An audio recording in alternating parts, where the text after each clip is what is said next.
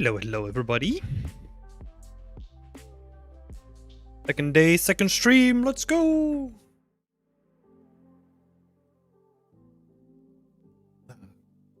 I'm on time for once. That's a surprise. Hope everyone is doing well. We've got a busy schedule for today. Same as yesterday, honestly. Felt really... I wasn't busy. But... yeah, it felt long, for sure. But today, we're going through 15 people. So, it's gonna be packed. I think this might be one of the more packed sessions that we've done. So, yeah, I'm not gonna waste too much time. Trim sheet session! Oh my god. Trim sheet session. Oh my god, that's like a tongue twister. Hello, everybody. We got Bodhi, we got Lavin. See ya. Hudson. Sunday Fun Day. Hi, Sunday Fun Day. Got Gavin here as well in red. Awesome to see you all here. You're doing well. Did everyone have a great day? Honestly, like the only thing that keeps my week on track is this session right here, because I know it's Wednesday. Otherwise, I'm lost. Hey, Arena! Nice to see you here as well.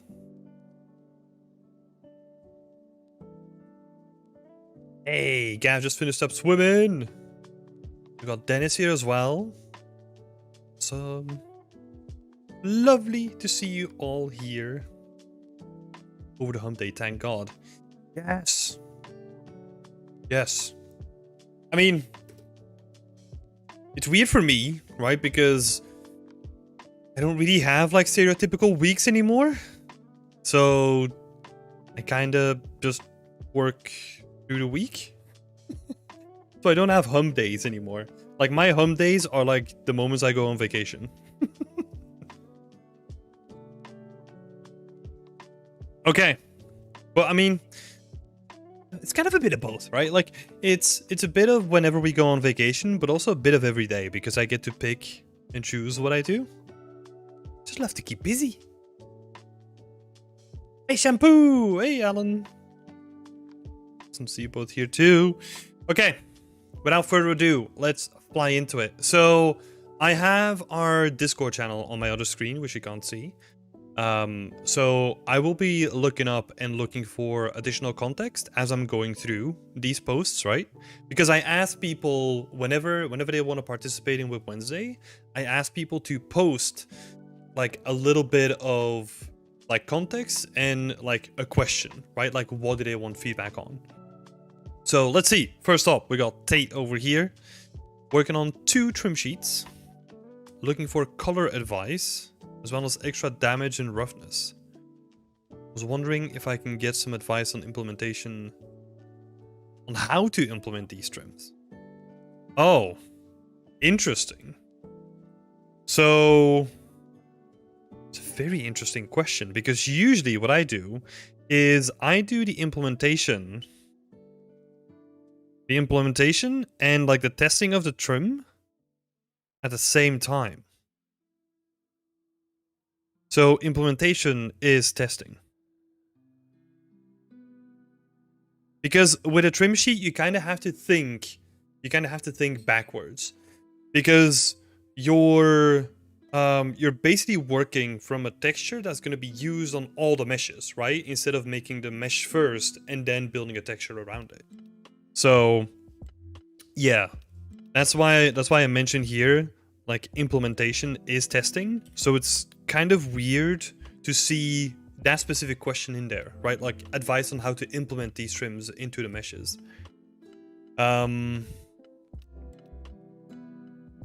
Oh, so sorry, I need to read further next time. So try the test mesh using the new nanite displacement in 5.3 and it works decently, but I'm trying to avoid nanite. Okay, so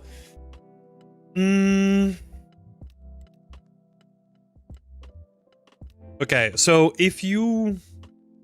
I think it's best to go for the ZBrush displacement route then, and then decimate everything. It doesn't have to be ZBrush, you can do the same thing in Blender, right? So you basically take your texture, or like the height of your texture. So your texture height, then displace that, displace, and then optimize.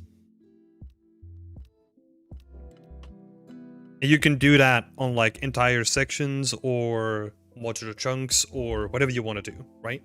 But that's the generic workflow here. So I think I would go for that. If you're trying to avoid nanite meshes, you have to decimate them like fairly low down, right? There's also no issue with just, especially for, because these are two trim sheets separately, right? I think I combined them. So these are like two separate ones in the middle. I would honestly say that the top one, most of this detail, you don't even need to represent that inside geometry. So you can honestly like represent that with POM only. And then for these guys, right, because they have like more relief and they come out of the object like more often, that's where you want to use height. Like POM and like normal is just gonna be enough for this, for sure.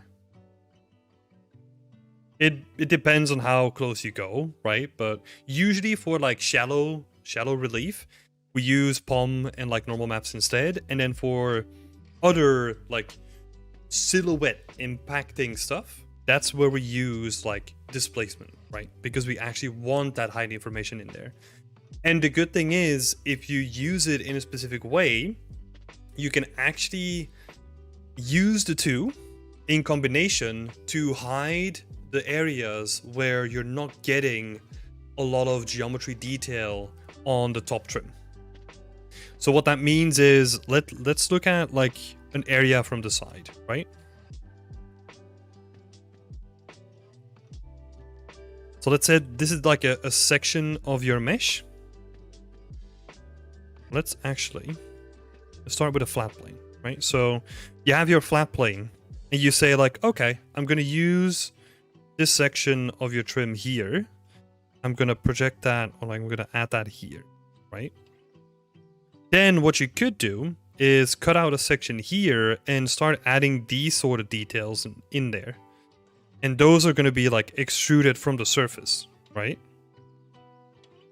And what that is going to do, it's going to stop people from like watching at those annoying glancing angles that are going to make it really obvious that you're using parallax occlusion mapping instead. So those two in combination and used in the right combination are really, really powerful. So I don't think you need to go for like height on everything. Keep that in mind. Yeah, but then also color advice and roughness advice. Honestly, for that, I would first implement that into your scene and then look at how you're going to approach that. I would give basic color variation in your texture, right? So my step-by-step process would be this. So implement first. Do base color variation on the texture.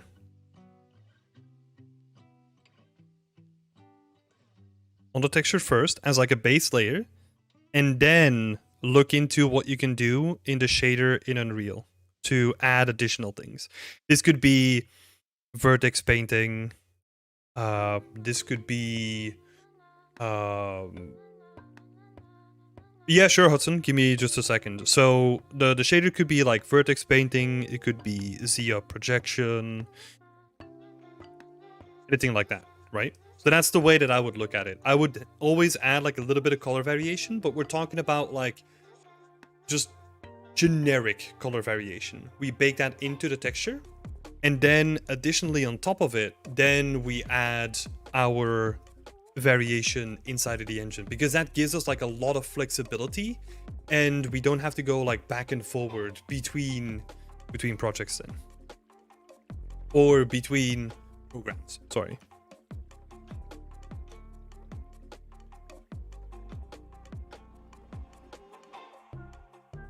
Yeah, the texture quality here is looking really nice.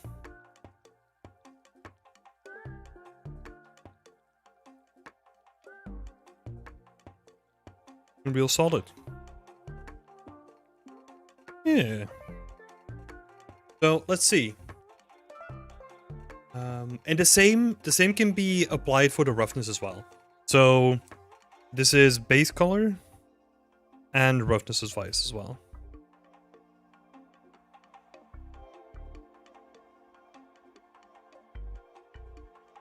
That's the way that I would approach it first, because first we need to kind of see it in its environment before we can start looking at it in the proper way, right? So implement first, then texture variation, and then shader variation on top of it. I know that I'm keeping it like really generic, but there's like different kinds of ways where you can break it up. And I'm sure that you know the way that is the best for you, Tate. I know that you know what you're doing.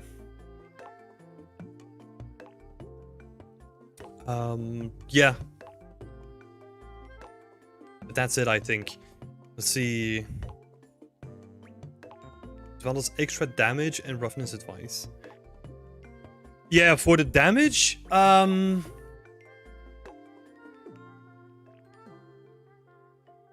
is a good question. I think for the damage, you would have to... You can approach it in like so many ways. It depends on the distance that you're from the object. So what you could do, for example, is you have your object. Right, so you have your object here. And then you have like a broken edge like this. What you do is on this surface, you have your trim sheet. And you add like a lot of geometry here so that you can make it look convincingly broken, right? And then on this side, you just, on like the broken side, you just add like a tileable texture. Very common technique done in games. If you want to make it, and this works across like a large variety of distances, right? If you really want to get that close-up detail, you would probably have to look into like adding like a border with like decals, right? So you would add like a little section of decals here with maybe like some additional cracks that are kind of like peeling off, just to sell the transition between your trim and the tiling texture. But that's the way that I would approach it.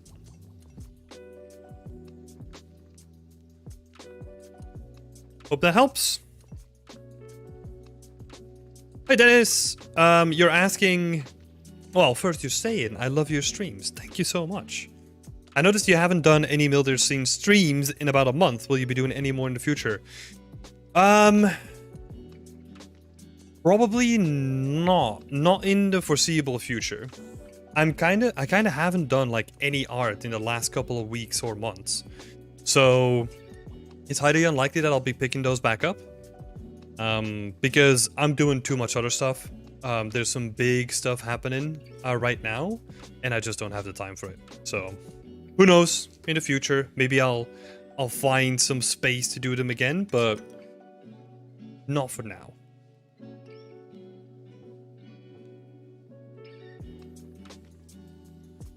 Sunday Funday is also asking, how much does trim sheets really impact the performance altogether?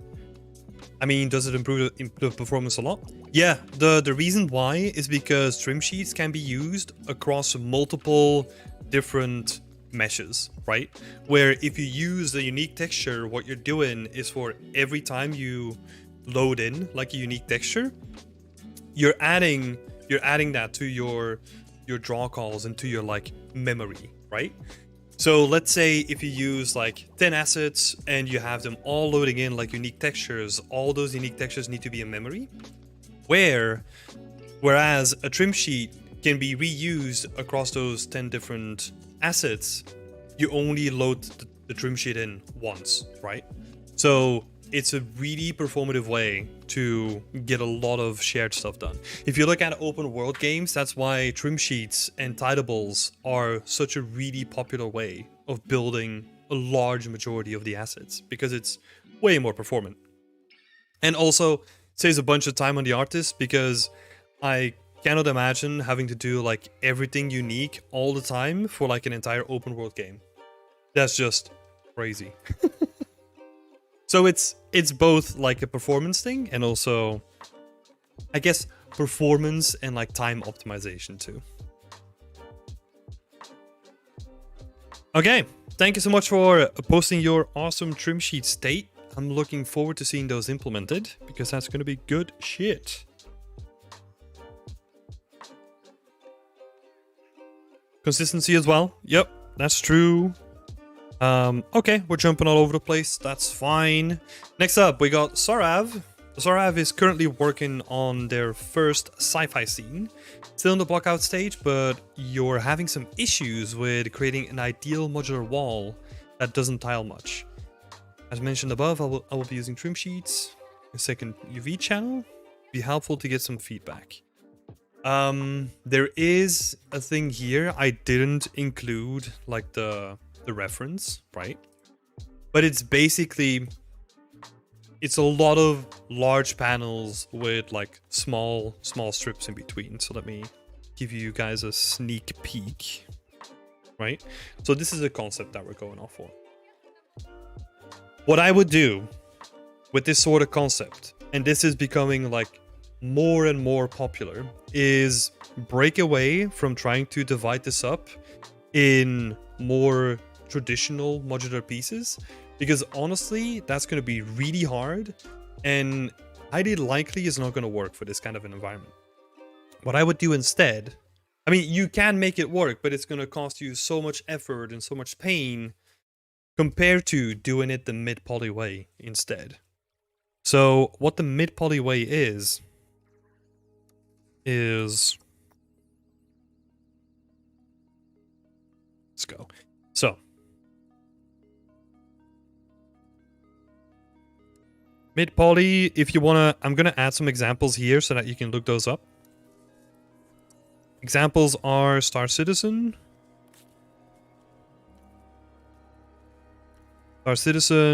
Doom.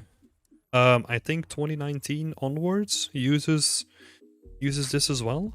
And there's other games as well, but I'm sure that you can find some.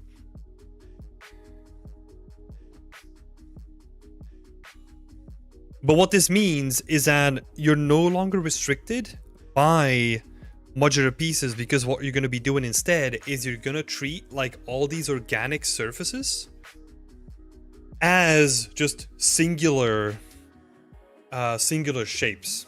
Actually, let me quickly get the reference in here. I'm going to do some overpaints on the ref. Probably makes way more sense.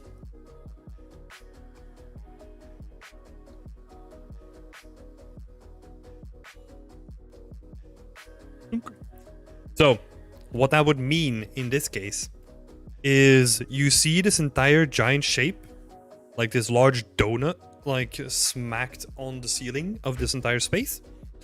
That would just be like one large shape. And wherever you have like any geometric detail, right? Like, for example, here you have like a little, I don't know, it's hard to tell from the concept, right? But like there's something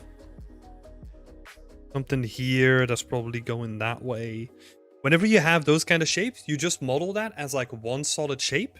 And then those details that you actually see here, those paneling details, those are just like strips of individual geometry that you're gonna be adding on top of it as like little stickers, basically. Imagine it that way. That's probably a good way of imagining it. So these are just gonna be like separate strips of geometry. All of these guys. And they can then just pull from like a texture atlas that has all the things that you need on it, right? So usually this is referred to as like a decal sheet. And a quick example could be, right, if I do like a little UV square. So this is like just a texture space that I'm drawing here.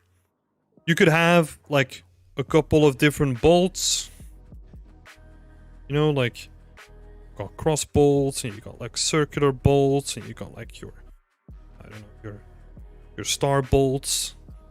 And then you can, depending on what you want to do, normally you don't want like full panel lines, but to make this a little bit easier on you, like you can add like a full panel line, right?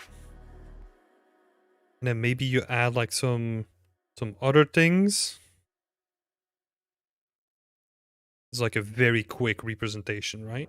Like just some like generic sci-fi shapes, right?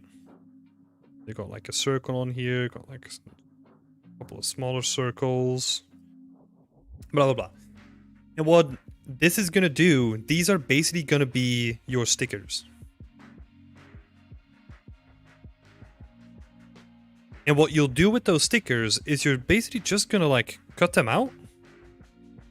And these are gonna be like transparent stickers that you paste on top of like the main surface.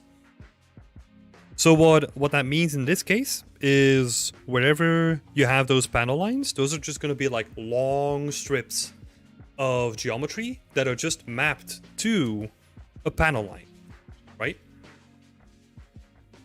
So that's all you need to do in this case. I'll bring up an example what this could look like.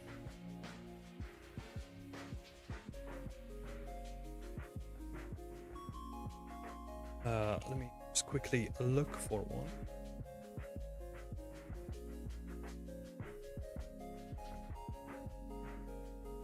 Yeah, by Felix. Let me open this full screen. You can see that the first step is just pure geometry, right? Like nothing added on top of it.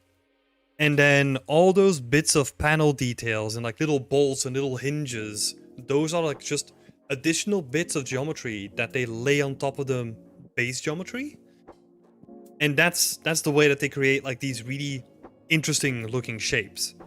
And then obviously you can take that further by adding grunge and additional stickering and all that kind of stuff on it, right? So you're basically building it up like in layers with just like additional stickers, right?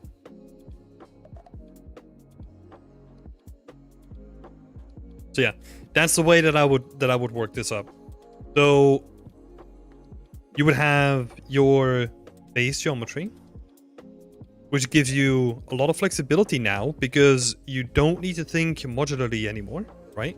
So your base geometry with like a single tileable, like just a tileable texture, like a white plastic, right? And then you have your decals, right? That's like the little decal sheet that we drew here as like your layer on top of that. And then you can go in with vertex paint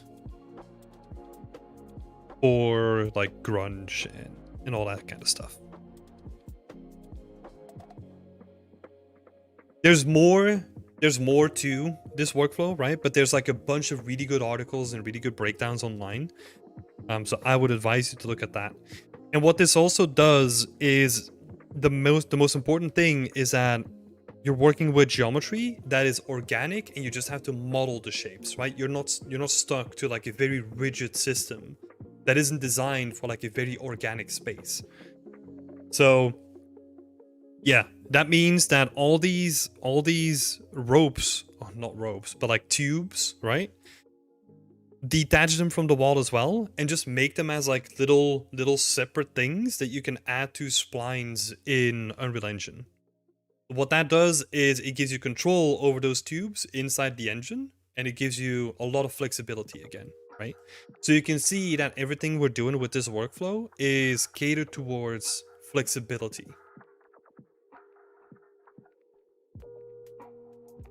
So,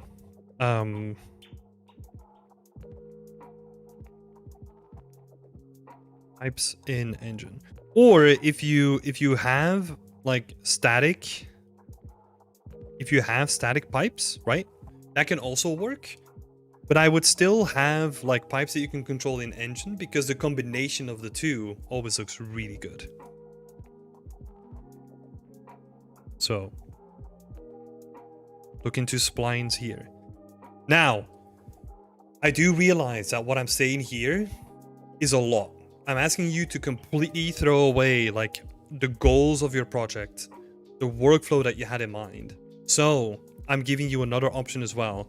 If you want to learn about like the more traditional way of building modules, right? Like modular assets, go for something that is built towards that. So like a stereotypical Manhattan building, for example, right? Very like relatively easy to break up into modules, right? Use something like that that is built for it. Because something organic like this is not really built to make in like in a traditional modular way.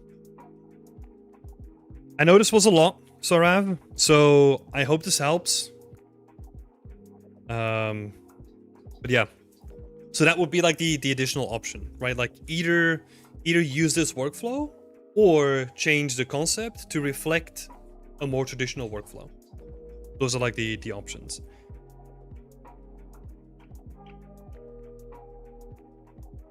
Hey, Henrik. I always use panel breaks to hide seams, or just use that decal. That's online. Yep. Root Cookie. Hi, quick question. What's the most detail you feel that someone should start with before painting over? I always get stuck in the details. Before painting over? What do you mean, Root Cookie? Just to clarify, most of the stuff that we do here is 3D, right?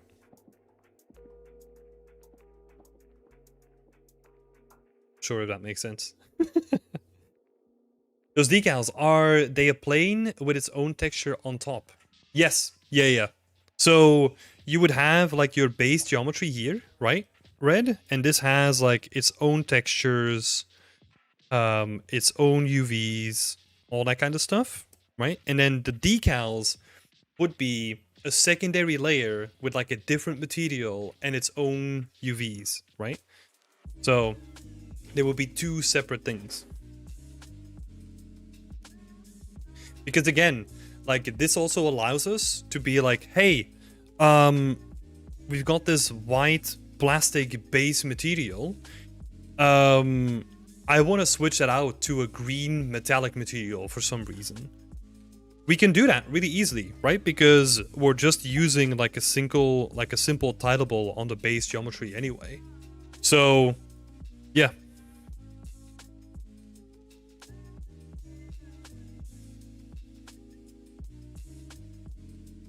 Decal sheet.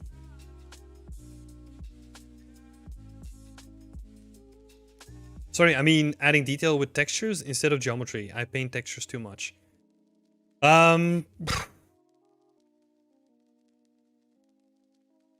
feel like that's experience.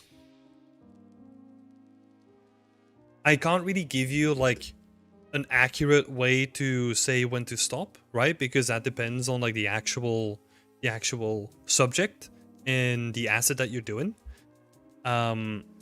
Most of that stuff is honestly just experience by like trying it out and then seeing like, I could have done this way instead. And then you do that way instead, like next project, right? So sometimes it's just, it doesn't matter if you're nothing is ever has to be like 100% perfect, right? That's the whole gist of this. Like as we're going through like our artistic journey, like we're gonna make mistakes, and those are fine, right? As long as we then like realize that those are mistakes, and then maybe in the next project that is like in the same sort of vein, we can try to do better, right?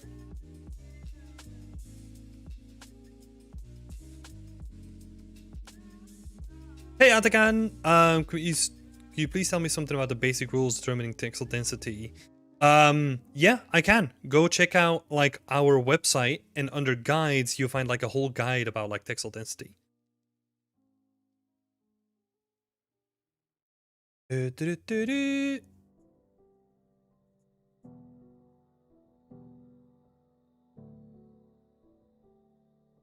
I have an important question. Do you know the school in Germany, Pixel Vision, or someone who studied? No. I have no idea. Haven't heard about them.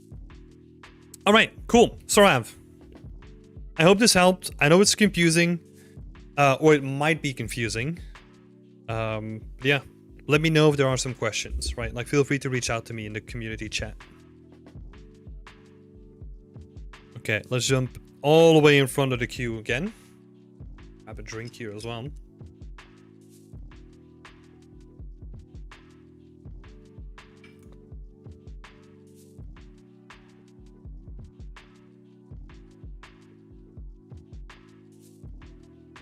Okay, we're looking at the work of Sammy next. And Sammy is working on a medieval environment. I'm after a battle or disaster kind of mood, where nuns are taking care of putting the bodies into the ground.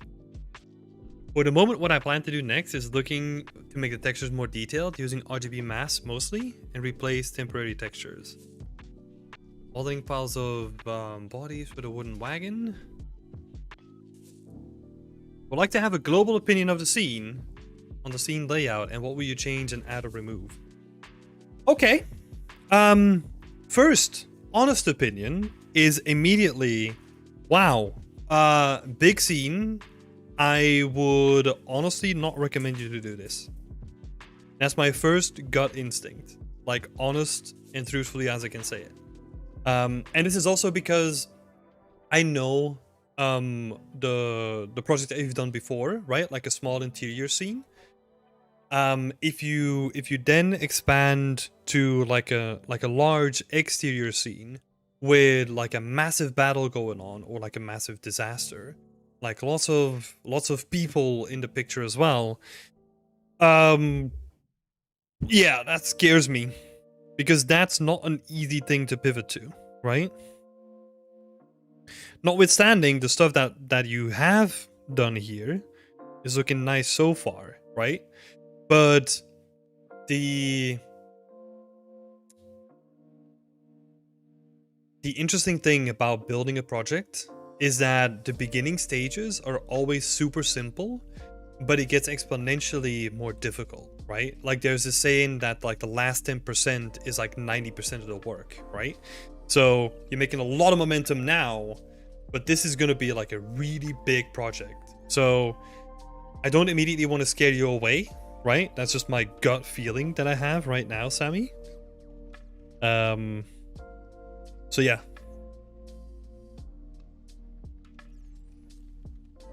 Let's have a look. So place the wood, the texture with a trim sheet. Layout of the scene. What will you change, add, or remove? Okay. So, first of all,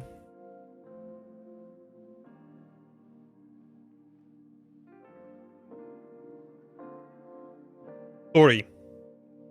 I keep hammering on this, right? But if you tell me battle or disaster, those are like two different things. So in that case, what I want to see is I want you to know like, hey, this is going to be a battle between blah, blah, blah, and that's the outcome, right? Like this happened here.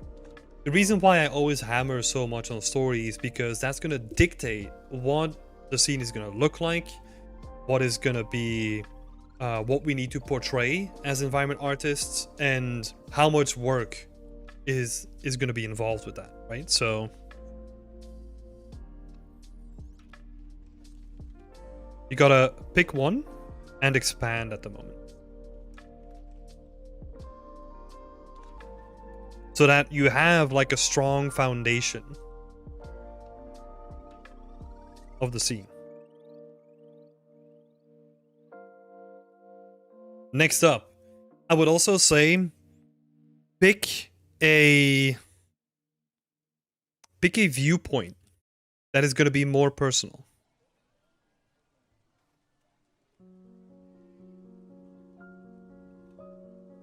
What I mean by that is that now we're just like a ghost floating in the middle of the air, and it gives us a nice overview of the whole area, but it doesn't do a good job of telling like a story by itself, right? You can do a lot by having like a guard on the wall, like looking down onto like the battle that happened, realizing that he's safe, right? Like that's like an interesting imagery that you can play with. And all you need to do, honestly, for that, if we were like roughly at the same the same height as here, right? Like imagine that we're like a person standing here. All you need to do for that is you just have like little, let's see,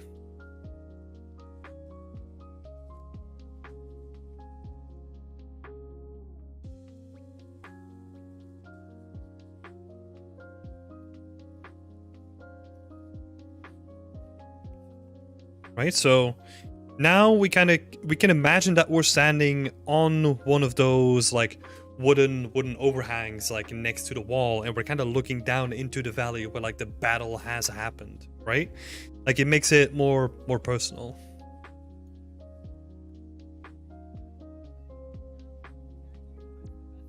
I've talked about this a couple of times, and I usually make like the movie reference of this is the big difference of why Pacific Rim worked so well, like the first one, and why the second one absolutely sucked.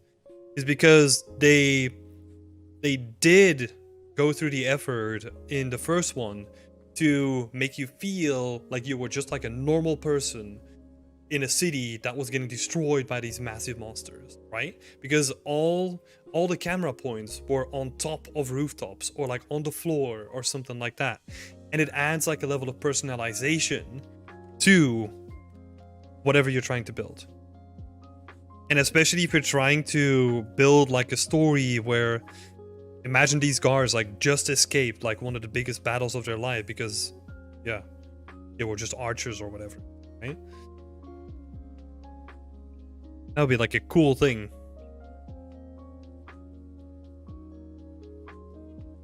A cool personal thing. So, and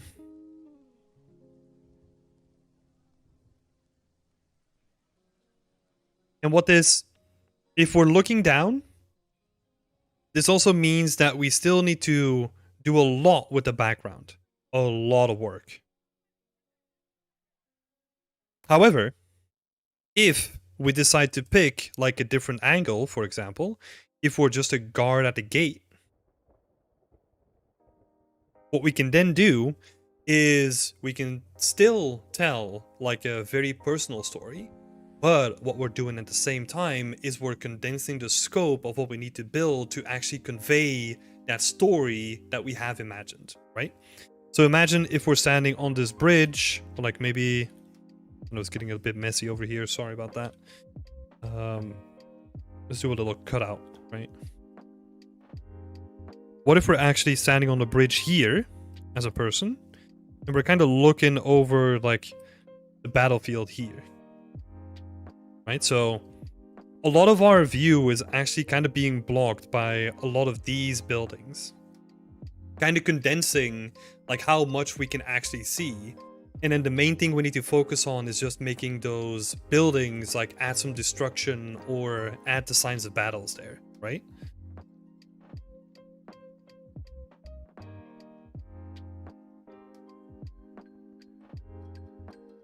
This was just an example that you can still use, again, what I'm trying to showcase here, right? Is that I use that story as a foundation to then say like, okay, so my story is big battlefield of some sorts, right? That's something that you have to figure out, Sammy. Like a big battlefield, how do I portray that in the most effective way? Like, do I pick like an archer's viewpoint from on the wall, or do I pick one from the gate? Probably makes it more personal because there's gonna be like a person like carrying like a card full of like yeah, other people in the back, right? So there's a lot of flexibility here in using that story again as a foundation and making something that is closely related to, or like closely related to what you want to say, right?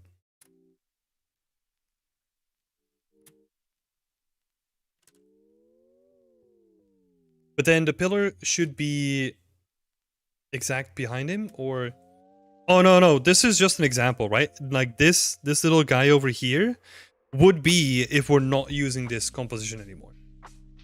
I know it's getting a bit messy, but and also like if the pillar is in the way, right? Like this pillar would be in the way of the tower. Just move this a little bit. That's easy.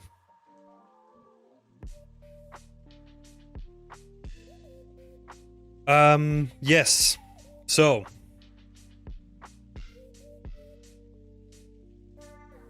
yeah, you're gonna have to do a lot to visualize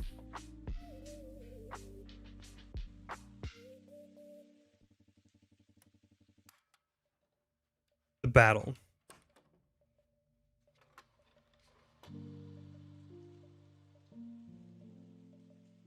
So don't underestimate that. It's a lot of work.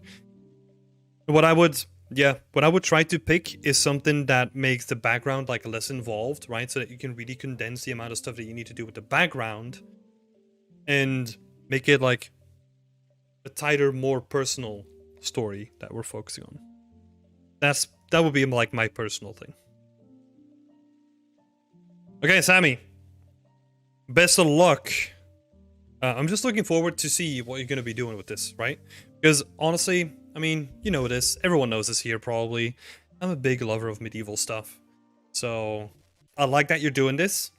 It's just, yeah, you got me a little bit scared by like the scope and the scale of it, you know? So, don't underestimate that. But best of luck anyway. Okay. Let's go with Sia next. Where is Sia? I'm working on the Magic Pavilion. Got some very nice feedback from people in the community already. Iowana mentioning that the foliage might be too uniform. It's a great touch.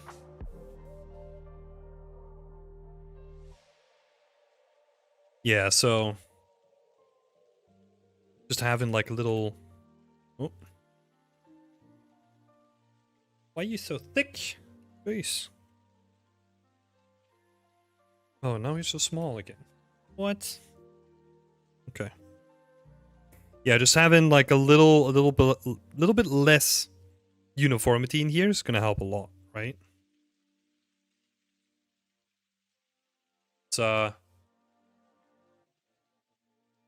It's Iowana's great feedback there, and then Iowana mentioned as well to add like a little bit of ornaments on top of here, right?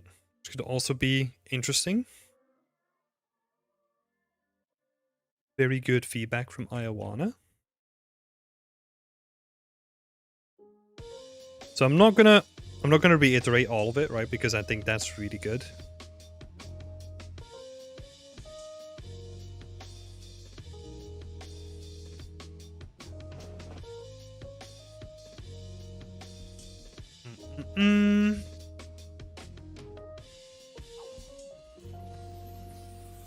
Let's see.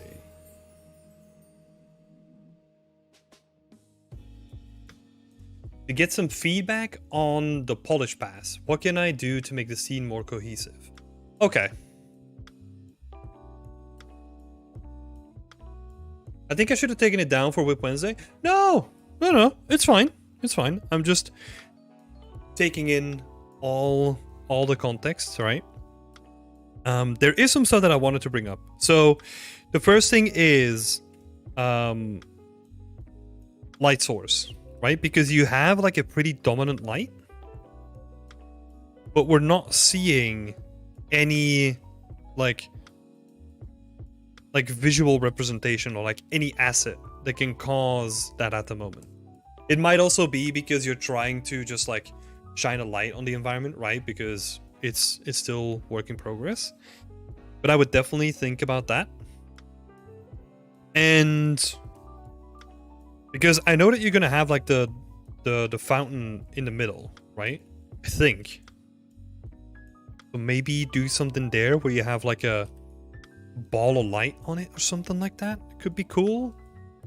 Where you have like the fountain like splashing up and down like this ball of like glowing stuff. You know, you can do some pretty stuff with it.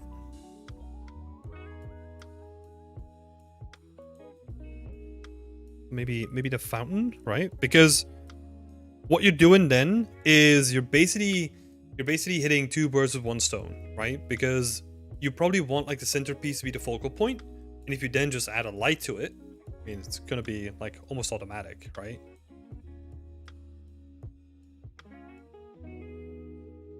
Volume, light, background. Yeah. That's a good point. Like some more volumetrics in the background, right? So that we get like some depth in the background. Very good point, Hendrik.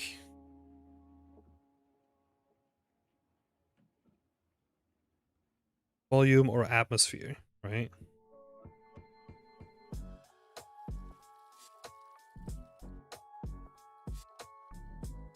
And what I also wanted to bring up was because you want to bring like everything more together, right? So we're kind of going to focus on that a little bit more. So what that usually means is, if we look at this one in particular for now, right? We're kind of missing some grass at the moment, because that's going to be very powerful in bringing everything together, right? So we'll start with that. And then once you have grass, what you could start doing is add like, you know, like a couple little sprigs like here and there, like in between these cracks, right? Start adding that. And then depending on how you see the vision of this place, right? If it's very clean, if it's very dilapidated, whatever, you can then start increasing the amount of dirt or the amount of like blending happening between surfaces, right? So what that means is imagine like nice grass around here. And what we can then do is on this main surface here, add like a gradient from the bottom to the top, where you have dirt at the bottom and then nothing at the top, right? So we get like a little bit of a gradient where you could imagine that like dirt has just been kicked up. And you could then start using that all over the place, right? Where, again, I'm not talking about like decals with like a very harsh cutoff, right? But just something very subtle that's going to start blending stuff together a little bit. You can do the same thing on the pillars. And you just have that like go up until this point. Right? Maybe with a little bit of vertex painting. Make your life easy. Then you can add some variation between surfaces. Yeah, just something that's going to bring this stuff together, right?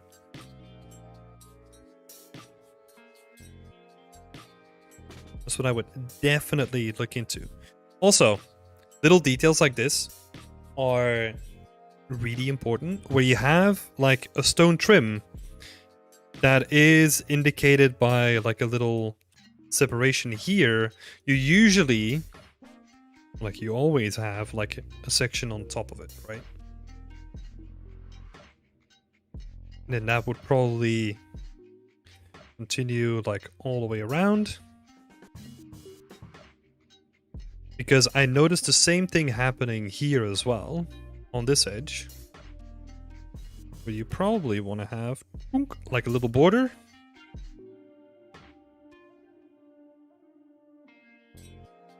That's going to do the same thing.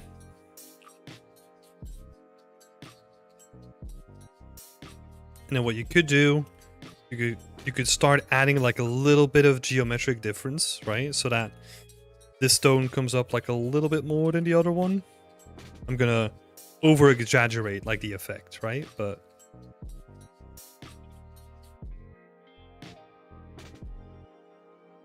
something like that. You could start playing around, especially again around the silhouettes, right? Silhouettes of shapes are the most important thing, especially when it comes to like adding geometric differences.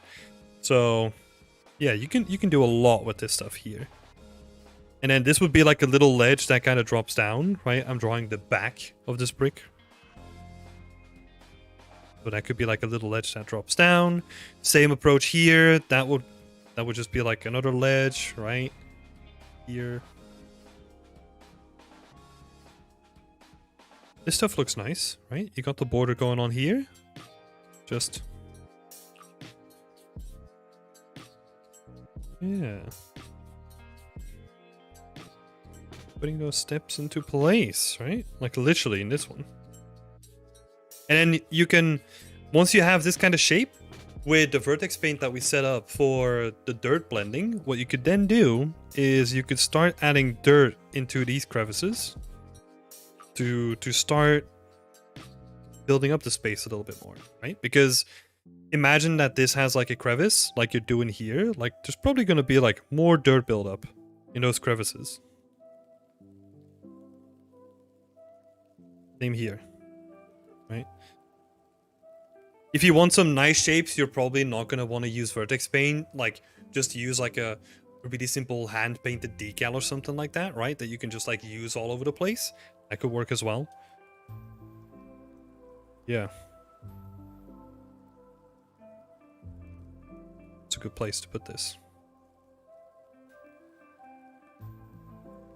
And it can be as subtle as you want it to be, right? But having it there is going to make a huge difference.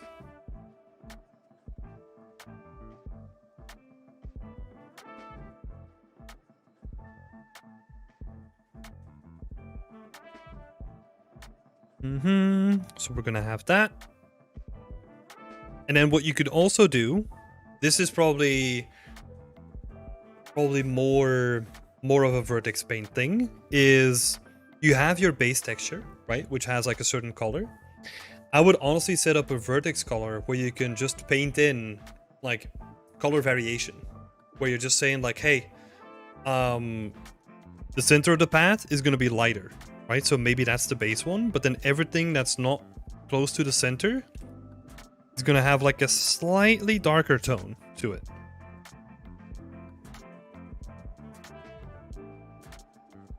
And you could kind of use that in like certain places, right? Like close to the pillars, for example, or like in these crevices. Again, just like more layers, right? And like merging everything together.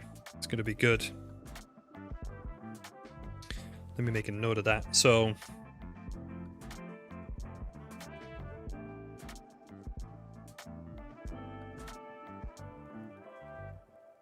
dirt blending, like we're trying to show like some sort of age, right? Like how strong that blending is going to give us an indication of that age. If it's going to be lots of dirt, it's going to be older, right? If it's going to be slight dirt, that means that there's still people that are like trying to keep up with this space.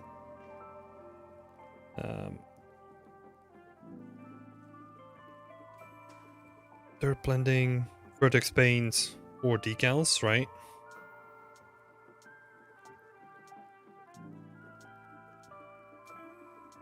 And then, what else did we talk about? Oh, yeah.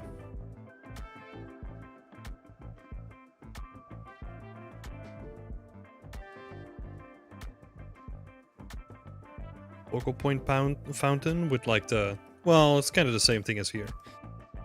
Grass, very important. Then especially through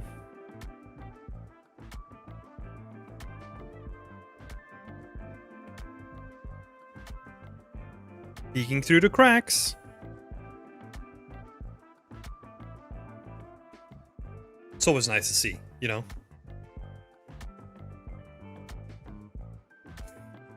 Hey, Eli! Hey, I'm new here. How can I get in... how can I get feedback for my works? By becoming a member. You can do that by clicking on the little link in the description down below.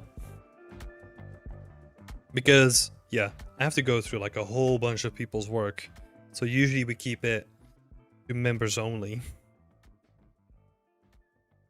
Yeah. Feel like the foliage might need another pass. We kind of talked about that, right? So if there's any foliage about the hanging flowers or the potted plants. Yeah. So the potted plants.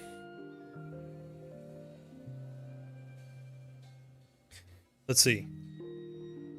Currently, not a big fan of them because the leaves are really flat, right? So what you can do with that is you could use the same leaves, right? I think the leaves themselves are good, but if you change the geometry where you actually give them where it's kind of looking like this, right? Like a little bit more. We have this kind of a shape. What you could do then is you could build like your core bush, and then scatter those leaves like on top of it. And then we're getting some really nice silhouette.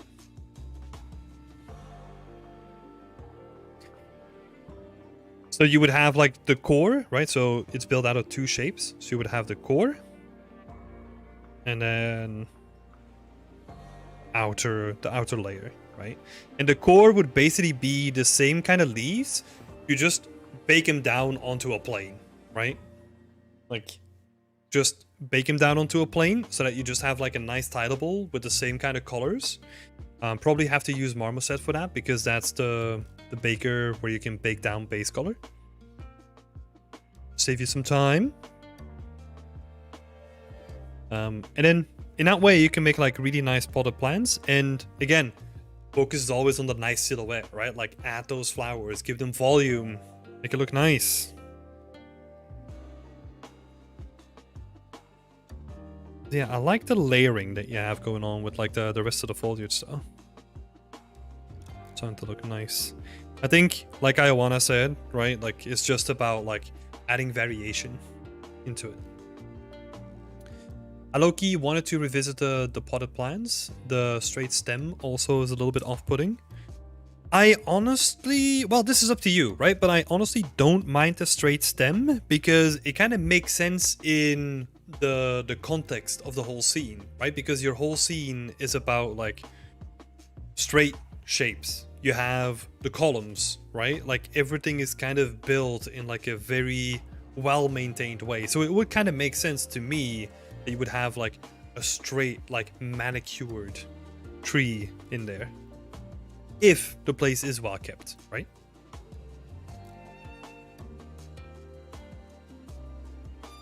The main...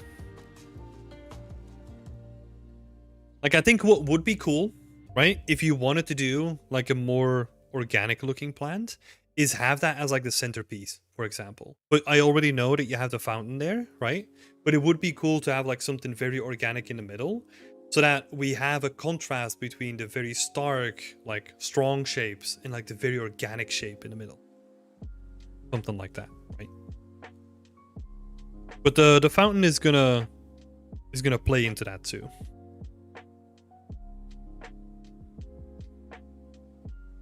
Yeah.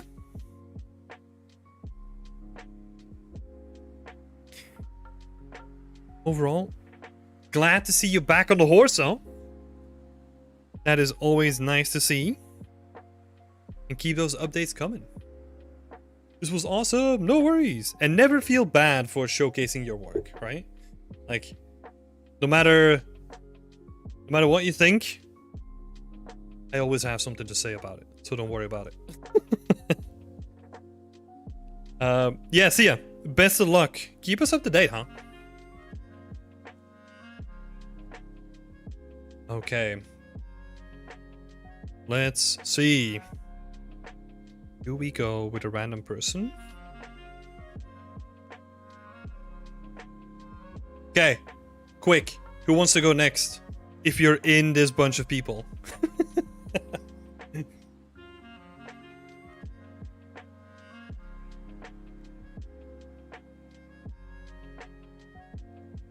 Me. Dennis. Cool. Let's do it. I'll go if I made the cut. Yeah, for sure, Goose. You're in the cut, right?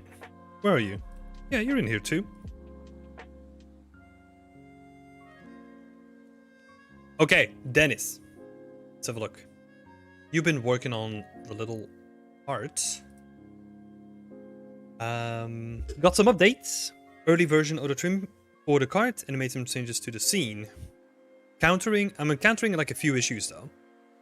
I don't really know how to show a battlefield in some small area behind the cart without burning down the full scene. Yes, this is the thing that we talked about, right, Dennis? It's going to be very tricky without doing like massive changes to your scene to showcase a battlefield. That's kind of, we had that whole explanation about like what the story is going to be, right? And I said in that session that you were going to have to do really big changes. And I think what you're getting to now is probably what I would want to see as well.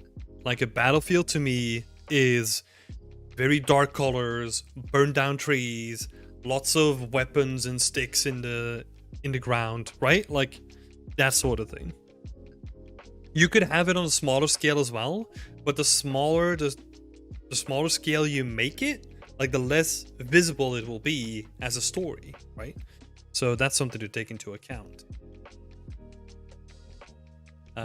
So yeah, let's start with that.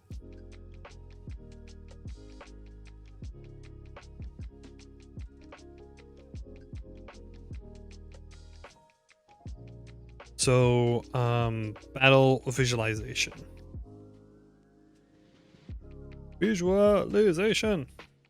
Please. So yeah, I think you will definitely have to do something with the scene in the background. What you could do is you could kind of play it off that it happened more in the background, right? And what you could then do is have like smokestacks, right? Like smokestacks in the background of different scales, so that you could almost imagine that like a lot of people are just burning stuff in the distance, right?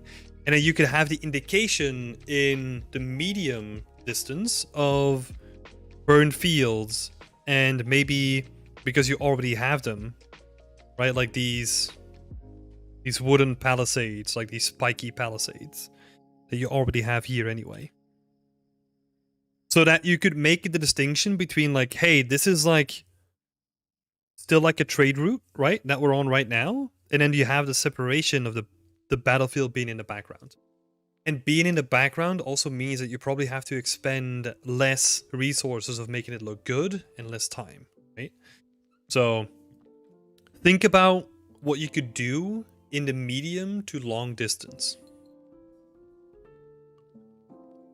And the things that you're going to be playing with is fire, smoke, ash, that kind of stuff. And whatever you already have, like try to reuse as much as possible, right? So the spikes as a border indication.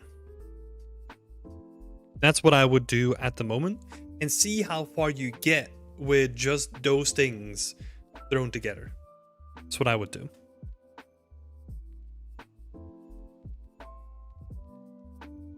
And then the next thing, I'm also struggling with the interior of the carriage because bookshelves in the cart look odd. Yeah, it's not really natural to have books in medieval times, right? And that every living thing run away from that point. But that's again a thing where it's a good idea, right? But we're adding, okay, now if I want to showcase that something's running away, I need to find a thing that is already animated, right? And animated well, so that I don't make it look like it's janky. Which usually means that if it's done well, you have to pay money or you have to spend like a shit ton of time to get that in there. Which, usually as a student, I mean, I don't know if you're a student, but let's make the assumption, right? In those cases, you don't really have those two, right? So that's why I'm focusing on like we gotta do it like at a distance, because that allows us to be relatively cheap, both in cost, right? And in this case, it's more time cost than anything. So yeah. This is also like actually like a big part of what it is to work in like a professional game, right? Like you're trying to come up with creative solutions to problems that are constantly being thrown at you. So yeah, this is basically like a good exercise. Like, okay, I need to portray a battlefield, but let's say I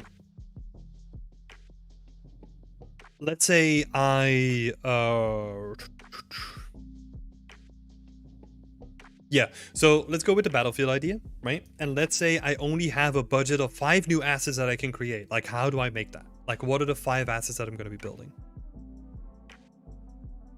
And then it's the saying on the books idea, right? Because we kind of went into that now. That's why I like the books idea, because it distinguishes the merchant from many others. Yes, but also it makes it very unlikely for people to immediately link it to something medieval. Right, so that's something that you also have to be careful of.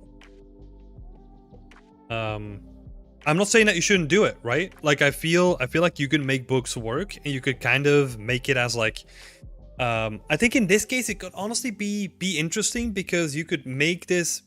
You don't have to visualize any of it, right? But like people could make or like get the impression that it's like a local monastery that had like a lot of books, right? Because they were the only ones in those times that were writing books, that they were trying to get like all the valuables, including all the books, out, right? So maybe that's a thing to play with. Instead of being a merchant, maybe it's a caravan of the local church trying to rescue all their stuff from the battlefield, right? Could be interesting. So regardless, books. How do you portray books?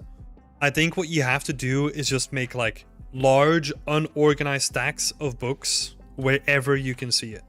Honestly, like I would almost imagine that they left in a hurry. They just threw like stacks and stacks of books, and you're almost looking just at like a pile that is like kind of shaking around like in the back of the thing, right? Because screw doing it orderly, you know?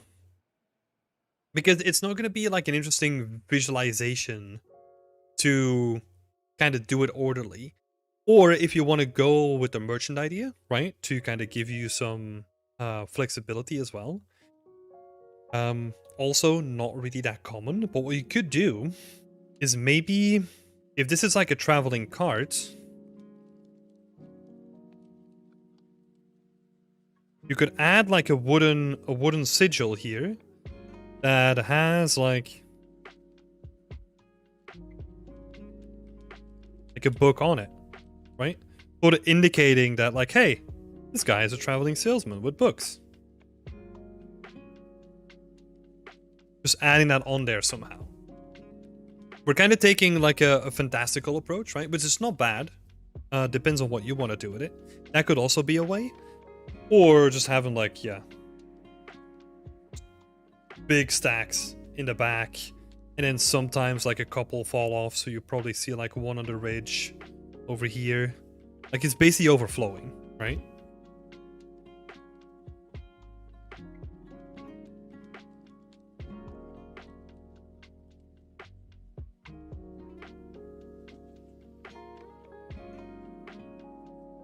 But yeah, that depends if you want to go more fantastical or if you want to go more realistic, right? And then for the actual presentation of the card, I would honestly, yeah, just have like, again, just piles of books. I think we talked about this last time, right? So don't repeat too much.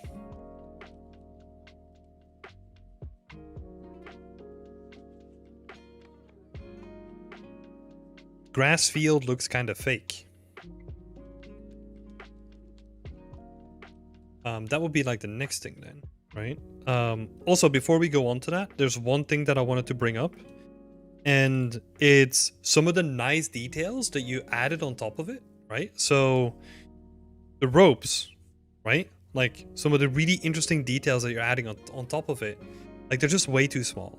Like we need to make those like chunky, make them like really visible, you know?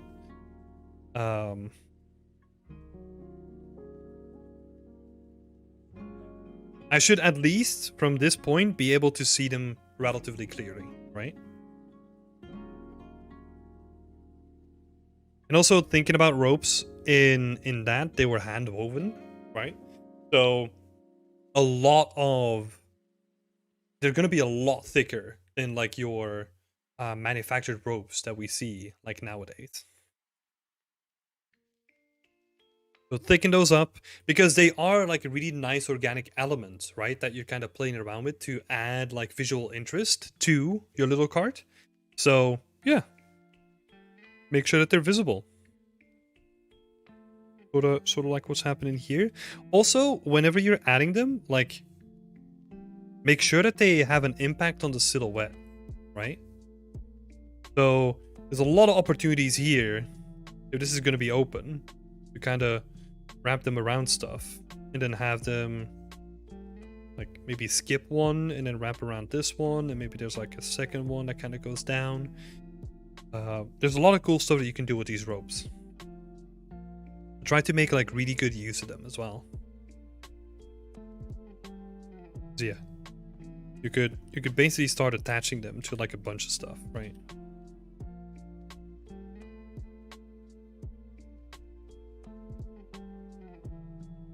So that you get like some nice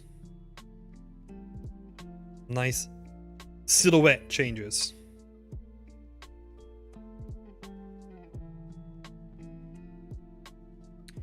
Also, that's enough about ropes.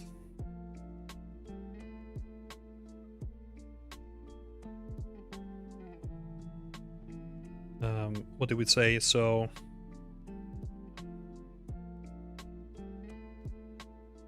thicken them up and also affect the silhouette, right? Like really focus on that silhouette whenever you're adding ropes because it makes a huge impact. And then lastly, about the grass field, I'm honestly going to leave that to you, and I'm just going to say to look at more references. Because that's honestly what it comes down to, right? Like what you're looking for is you're looking for wild grass plains, right? Like, and what grows in them, and then try to replicate that.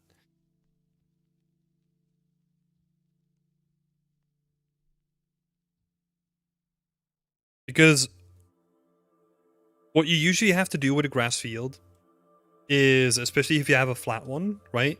You have to play around with the density and the scaling. So you would have your base layer, right? Which is like your uniform grass. And then you go in with like a reapply brush where you increase some sections of certain areas. So you could have like tall grass sections and like maybe grass sections that are sparser and maybe denser. And that's the stuff that's going to make it look more realistic. But honestly, most of that stuff is going to come from just looking up references and how this stuff is in real life as well. That's going to help you the most, honestly.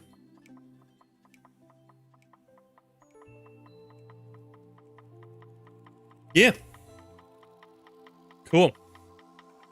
I do love the card though, Dennis. I do have to say, like all the additions that you've done, like with the ropes. Great stuff so far. Yeah, and the stuff with the books. Again, look for inspiration.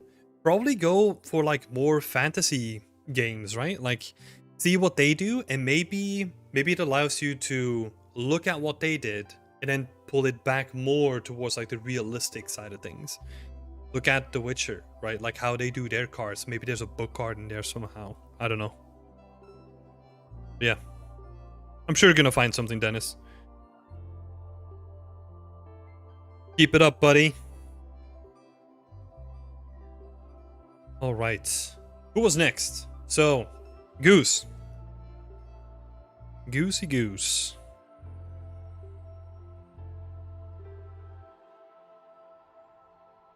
Where are you? Thanks for the feedback, Tim. No worries. Thank you for posting your work as well. Always appreciate it. I've been trying to fiddle around with the composition, not really getting where I want. My main point of these renders was showing off digital textures on the ground.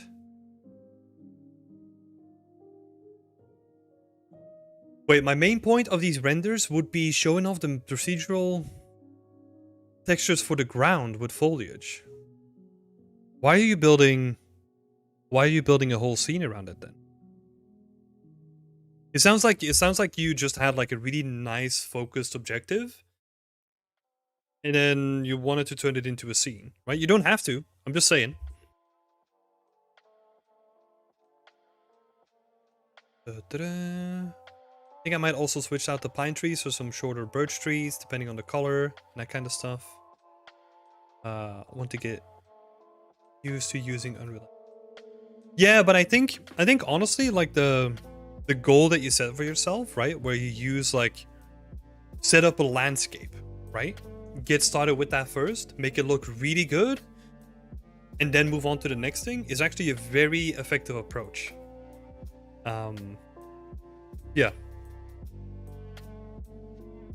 Because what you're doing now is probably a lot, right? I'm trying to imagine what else you had on your portfolio, but I'm kind of blanking right now, so sorry about that. But yeah, all I'm saying is that, I mean, you can keep doing this, right? But it sounds like you're trying to make like a small thing into like a very big thing for reasons. However, onto the composition though.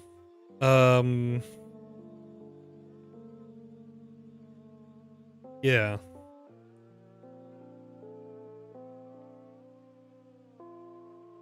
I have most of the textures, honestly. Just want to see if I can put them into a scene.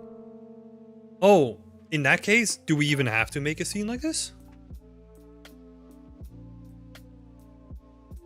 I mean, I'm just asking a question here, right?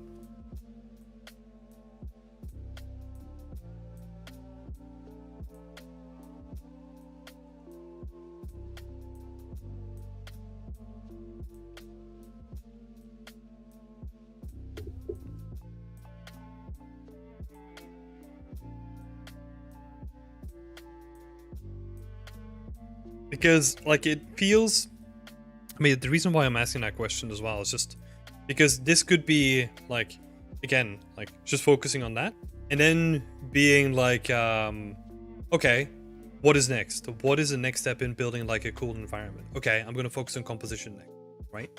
And then just don't think about all the rest. Screw texturing, all that kind of stuff. I'm just going to build something interesting with simple shapes, right? And see what works. Like look at a ton of ref, look at like a ton of inspirations, and then see what works and how you can replicate it, right?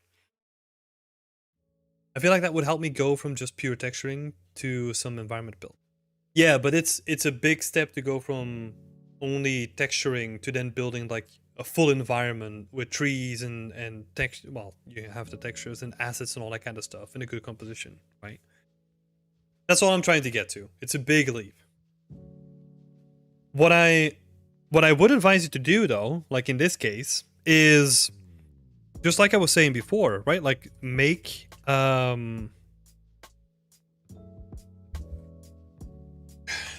don't even worry about like the trees at the moment. I mean, you have them now, so it doesn't matter that much. But honestly, simple shapes, squares and cylinders, right? Work with those things, and then see if you can make like a good composition. And the first thing that I will say here, if we're looking at the middle part, right? Usually a composition,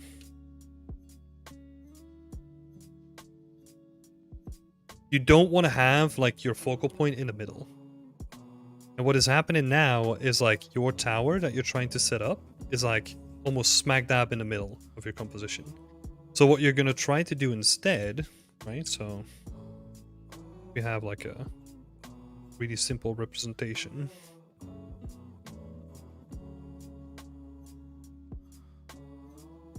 Right, so what we're going to do in that case, just going to move everything to the side. Right, so rule of thirds. So I'm trying to put like the castle here somehow. I'm gonna condense the space a little bit so we have like a little drawbridge, which we probably want to leave like a lot of space for, right? So this is all negative space so that we can focus on the little bridge in between the two, because that's a really interesting like silhouette that we can play with.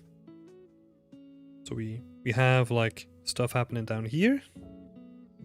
Then we can still do like the same thing, right? We probably have like a road going down here instead of it just going off to the side, right?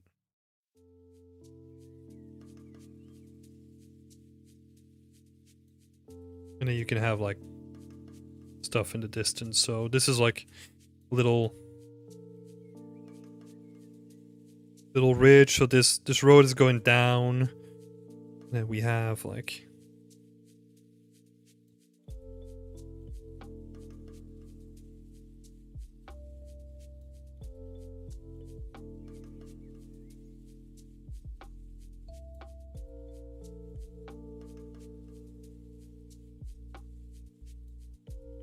and then we just throw in like some big shapes to put in some blockers, right? This could be the trees. This could be like a foreground blocker. Whatever, right? So this already feels like a bit more interesting, even with my pretty horrible drawing, right? So that would be a thing here, like the rule of thirds. And then there was a lot in there, right? I kind of glanced over a lot of it, but making sure that like this thing that you're trying to focus, right, and the interesting elements, that they shine, right? So that you use like negative space to indicate that there's like a long bridge between the two.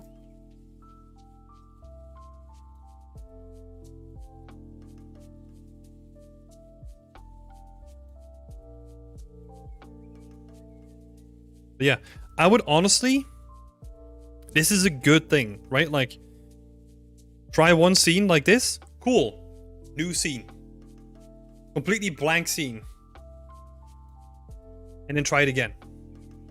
See what you come up with, right? Same assets. And then just keep playing around. Okay, second scene done? Cool. Next scene. And get through repetition and see what kind of works, and see what kind of sparks something, right? Because honestly, that repetition is way better than trying to iterate on a scene that isn't really working from the start. So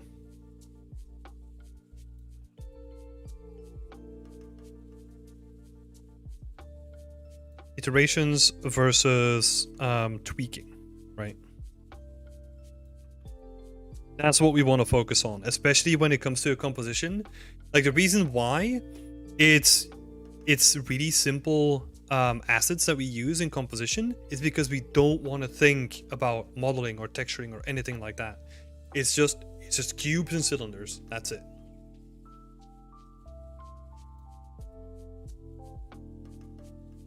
Yeah, and this is the thing, right? Like, you focus on one thing and you get like really good at it in like a shorter amount of time, than trying to build something around something else just because you feel like you have to, right?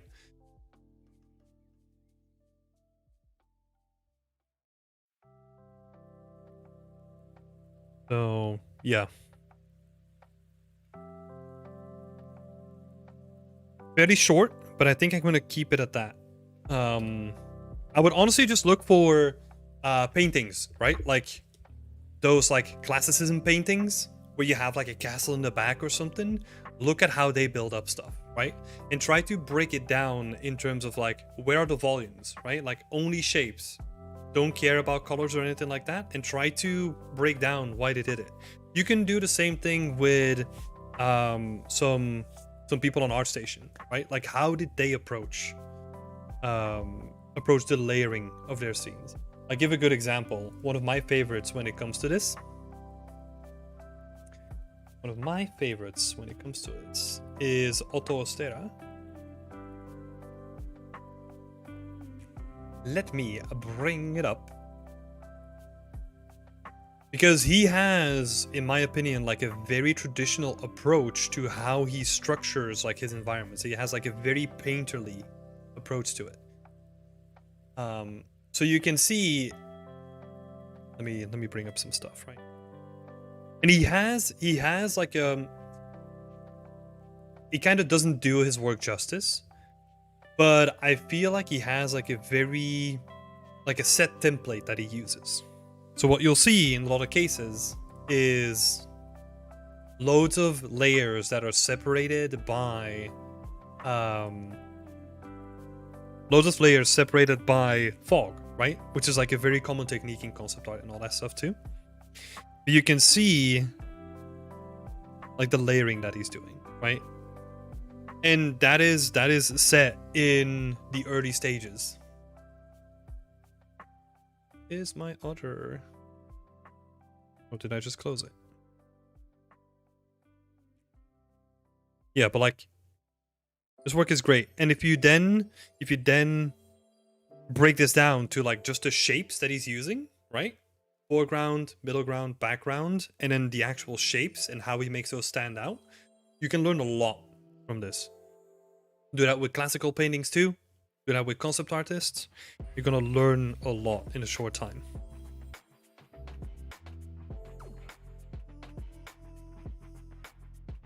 Got what I wanted. Short and sweet works for me. Awesome. Thanks, Goose. Best of luck. Who do we have next? Let's see. Who raised their hand? Oh, we got a question. Sorry for skipping over the questions. Rodeo Burrito. Hey everyone, where can we submit some work? Would love to get some feedback. So, people in our community get feedback. Because there's quite a lot of people that I have to go through like each week. So currently I'm keeping it limited to people inside of our community. If you want to become a part, you can join in the description down below. Moving on then. We've got, let's see. Who was signing up? Who was raising their hand before?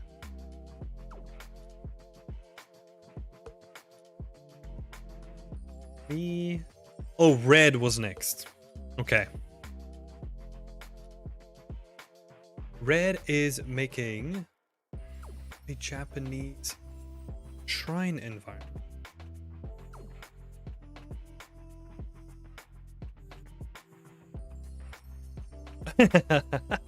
Thank you so much, Red, for making your questions concise. What kind of camera view could I go for here?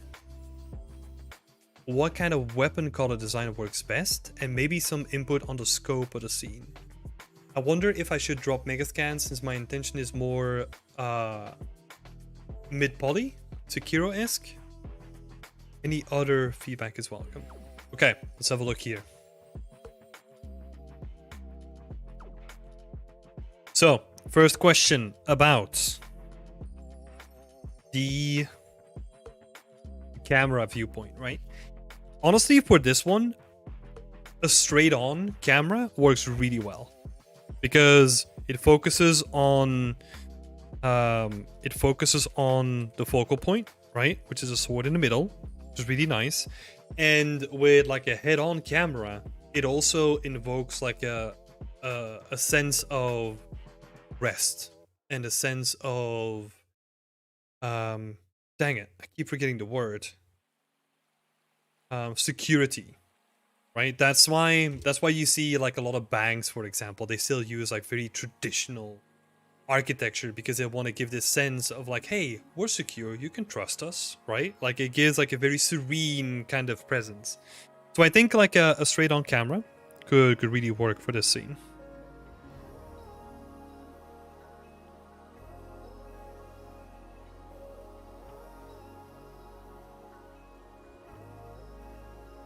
And what kind of weapon color design works best? Oh, sorry, I missed some images here.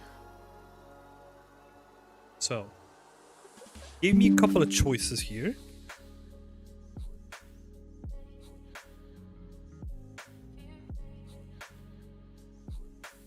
Let's add them to it.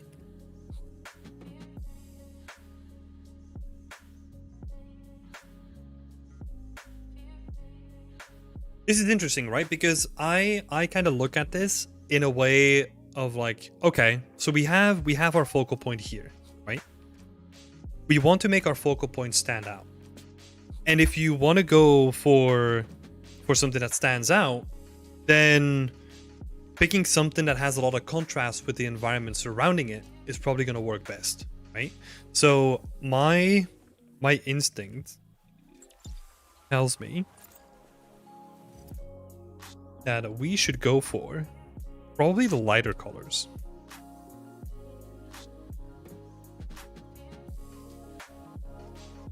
So these would probably work better in this scene because a black one, like a darker one, already is kind of sinking in with the scene itself, whereas like a white one would probably stand out more, right? That being said, like color is one of the levers that we can use, right? Like one of the things that we can do to make something stand out. We can also use different roughness, or like a different material response as well, right? So we could for example make the rest of the scene feel like really matte and like really dull, and then have the sword like in its sheet, is that what it's called? Sure. But be really shiny, right? And then we have a contrast between like a really shiny object and otherwise like a really boring or like matte room, right? That's also another way. So I'm just saying that as an example that like color is not the only thing that we can use, just to make you aware of that. So pick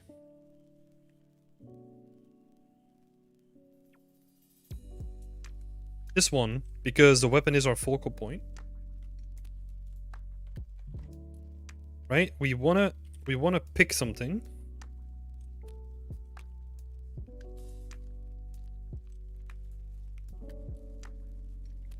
that stands out.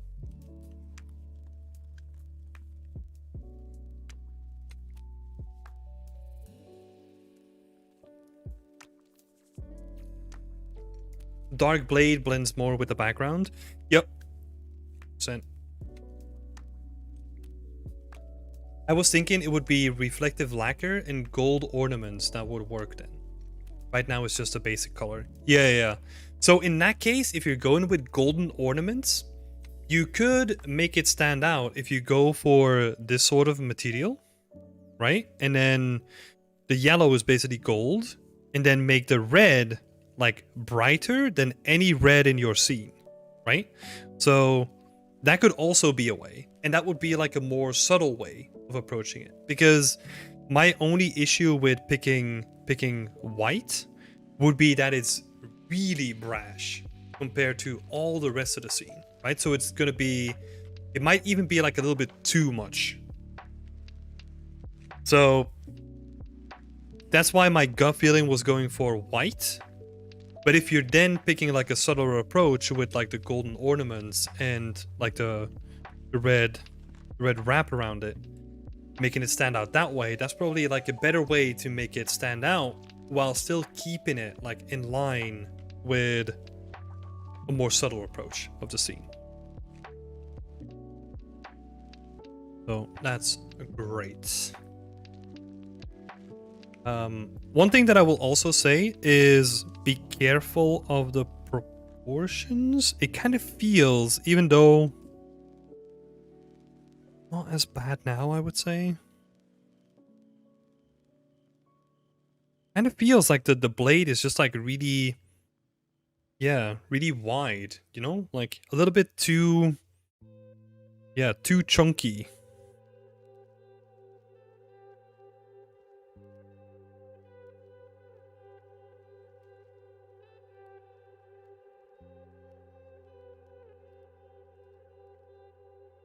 So a little bit too thick. Especially compared to some of the references that you shared as well, like in your little thread. It feels like most of the blades are fine, right? Like they're more slim compared to what we see here. Because also an important thing, like it's good to kind of use concept art, right? In terms of like giving you direction and kind of using it as like some sort of like, yeah, some sort of direction. But if you actually want to get closer to the proportions, you have to use real world proportions, because that's always going to give you like the closest reflection what something is in real life. Yeah.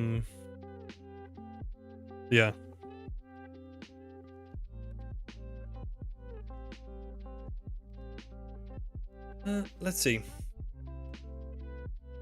Maybe some input on the scope of the scene. I wonder if I should drop Megascan, since my intention is more mid-poly, Sekiro-esque. What do you mean with that, Red? Like more mid-poly, Sekiro-esque?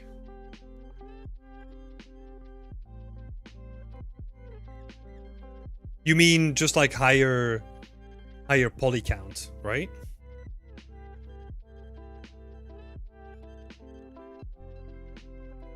See, so you got your pedestal with like the little sword top of it, which is like 10k tries. That's not too much, because you got like the wrap around it as well, right? That's always gonna consume a little bit more. I don't think that's too much.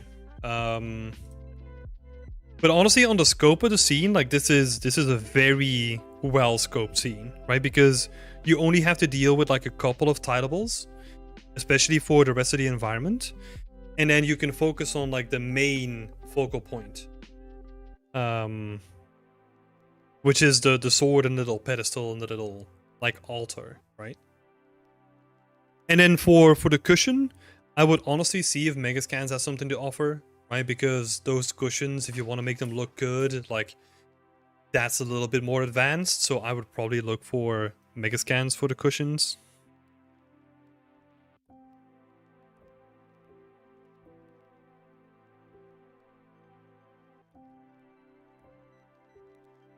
But honestly, other than that, like this is a really nicely scoped environment, so I don't worry about that at all.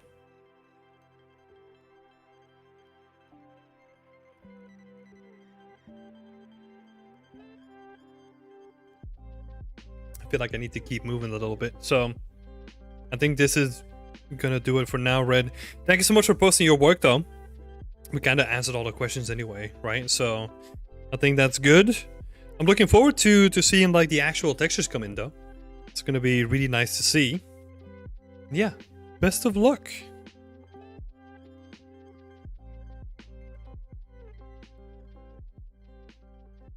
Awesome, thanks. No worries.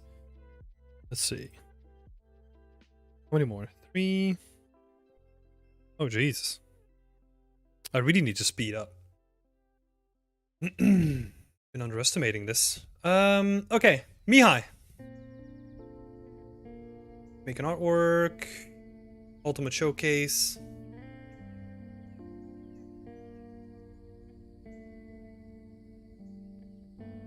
There's no questions in here, I think, Miha.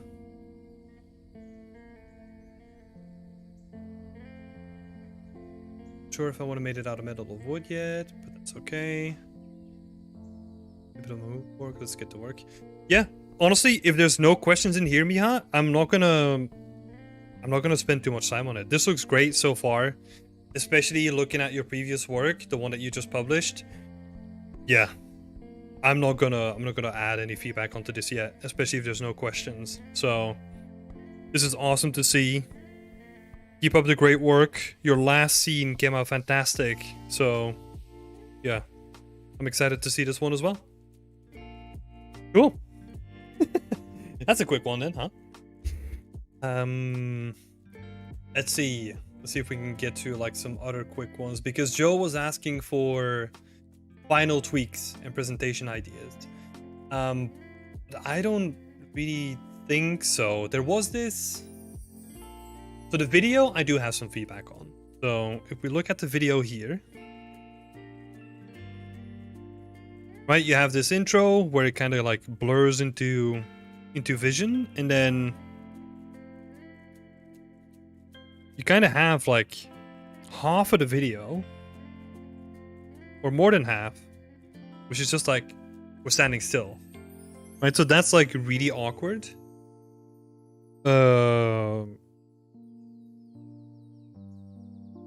Yeah, but that's the main thing that I would say though, especially on the video part. The video is probably not going to be too much, right? Like you have like the cables dangling. Yeah, ever so slightly. I would honestly look into like a little bit more movement as well. So like the fences maybe like moving slightly, or like the barbed wire just like slightly moving, right? Just to make it like a little bit more interesting to look at. And I still think that you can add like on the actual environment then. I still think that you can actually add like way more of this like flex in your actual barbed wire as well. Feels like really thick too. No, it's more about presentation, but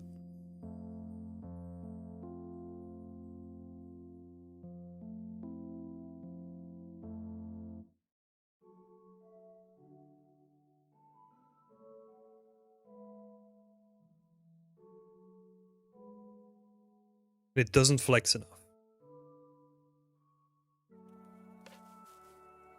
in my opinion. And then on to the video, like I was mentioning before.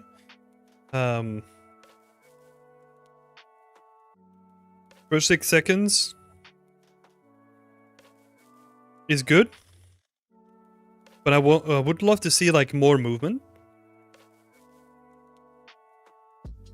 But then after that, after the other 6, like after 6 seconds, like nothing moves anymore, right? So it kind of feels wasted. Maybe it was just like a little test, right? Maybe I'm being too critical about it, but yeah, after that I would just cut it off.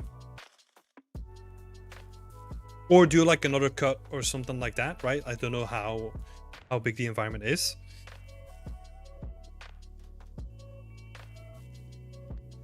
Or do like a slower zoom in or something, right? Like give us something so that we're not just looking at like a still frame at that point. But yeah, I would add more movement in there for sure. Like have the plants wiggle a little bit, like have the fence wiggle a little bit as well. Like add some wind in there, you know? Like, you can do so much more with a little video. But that's all I have to say though. The rest is looking good.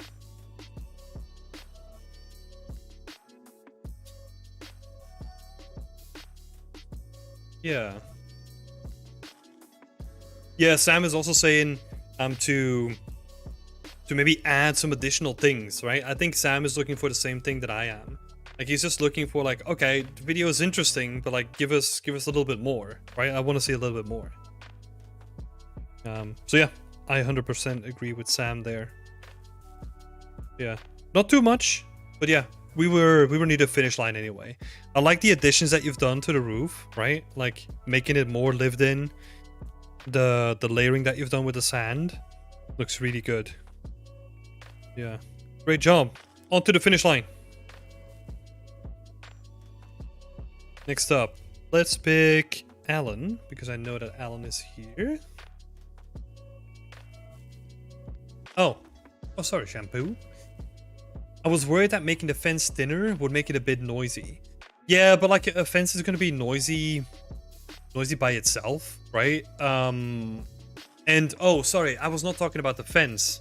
I was talking about the barbed wire on the fence, right? I don't want you to make like the fence actual thinner. It's just the barbed wire on the fence. Because the fence itself was good. Okay. Alan. Let's see. No, that was my bad. No worries, Joe. On to the finish line. As far as feedback, looking to receive more direct feedback towards the color and the mood, the road texturing and decals, and the lighting. Thank you for the review. There's some videos as well. Let's see what's in here.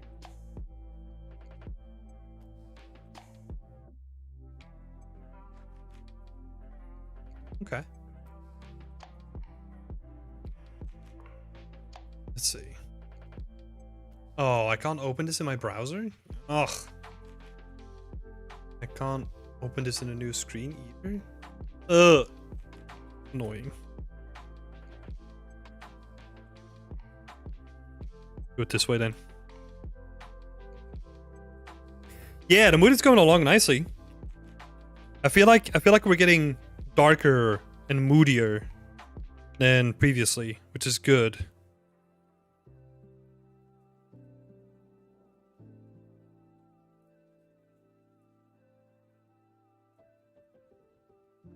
Yeah, the animations, that's going to be a really interesting one, because that needs to be convincing.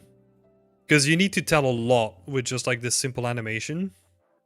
Right? Because right now, this flare doesn't really make that much sense in terms of like the story that you're trying to tell, right? Like right now, it just looks like they're just like, oh, let me light up this space, even though you can kind of see clearly, right? So that doesn't really make that much sense yet.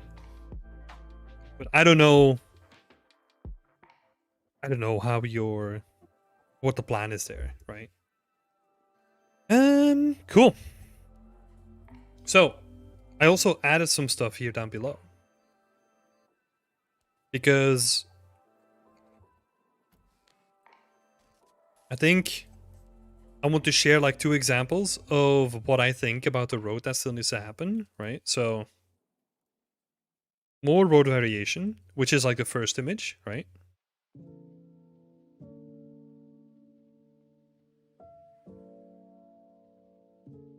And then second one is snow variation, which is why I was looking at the division, right? The snow itself and the way that you guys are blending it is coming along nicely, right? But I think like we're still, and I like, wait, before I dive into it, like I like the way that we're kind of having like a different build up than we had before. And it's looking way nicer than it did, and it's blending in nicely. So this is going along great. What you do have when we're talking about the snow first then is you have like a load of different layers when it comes to snow and ice and smush and all that kind of stuff, right? And if you want to give a sense of like, oh, people actually have been scavenging and like stuff happened here, like you kind of have to make all those different layers too. So you have like ice, right? Like the slippery stuff. Then you have your snow, which is like this kind of stuff, right? That's basically the layer that you already have. But then you also got like the smush, right? Where people have been stepping over it and it's like kind of in between. Like those are like really quickly, like 3 layers, and currently only one of them is like really represented, right? Where you could do like a lot of cool stuff with having like snow on the edges and then having more like people trails like in the middle, kind of to indicate that like, yeah, people have been frequenting this place. You can kind of then have like little snow trails that go off into like the little sections, right, that kind of tell their own little stories in their own little way.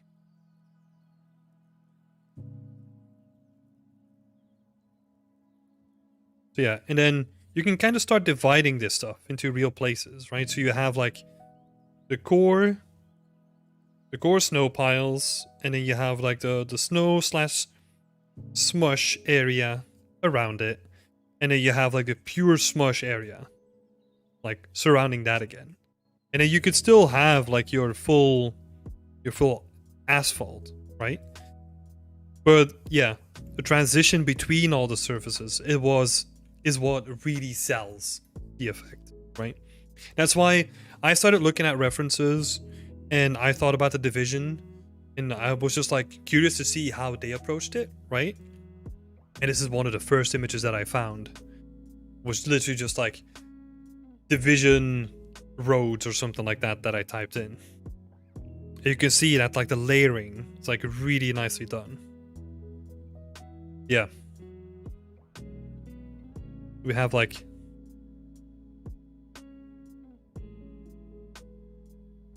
layers to really sell the idea, right? And then, so that's number 2, right? That's like the snow layering.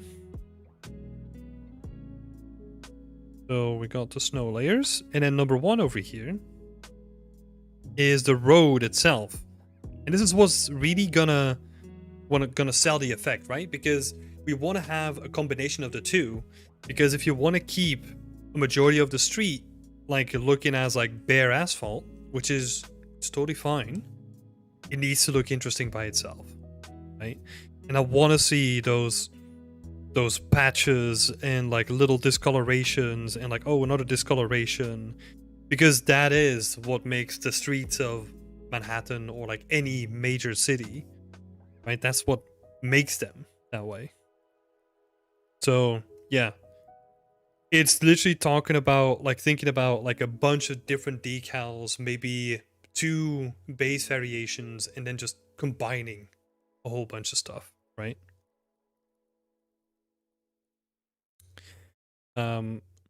Yeah, like I said, the mood is coming along nicely. I like the additional lights in the distance as well. It's coming along really nicely. The additional snow, the way that the snow blends looks really good. So massive improvements on all those fronts.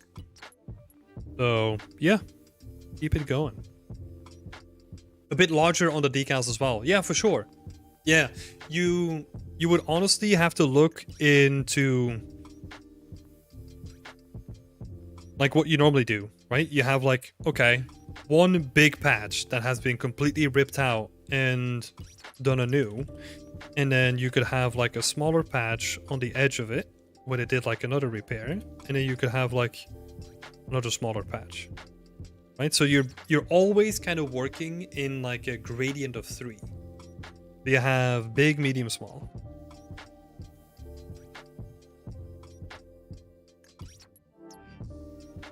And this together gives you like a lot of flexibility with everything, right? The snow piles, right? You probably want to have big ones so you can just like shove that against the building and it kind of looks nice, and then dress them up with like medium ones and smaller ones. And you can apply that to everything, because that gives you like a lot of flexibility to dress like a whole space with, let's say, one or 2 really big ones, like let's say 3 medium ones and then 3 small ones. That's enough, right? And then you can just start combining them, start like scaling them, rotating them. Like there's a lot of flexibility once you have a system like this to dress a whole space.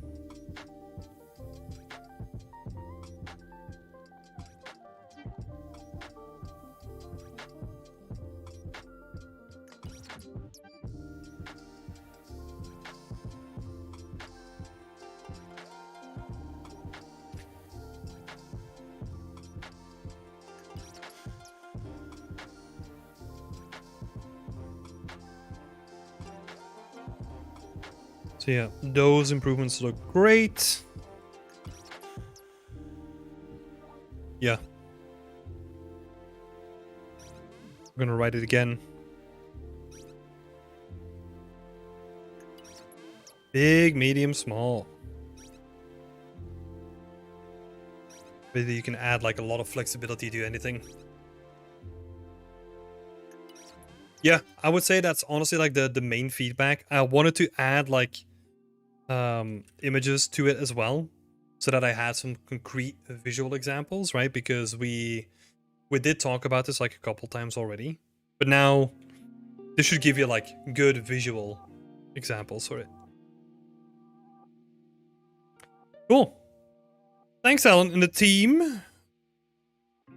It's always nice to see these updates, so keep them up.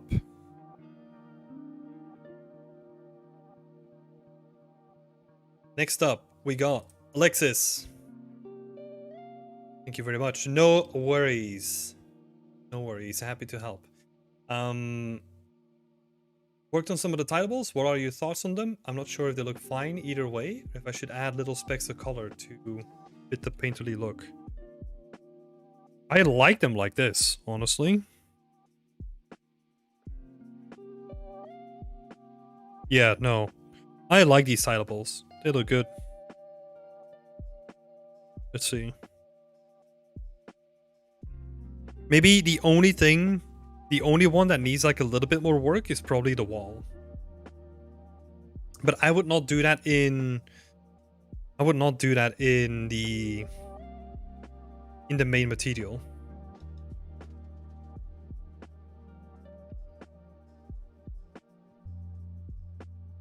Because the wall tileable is a good base.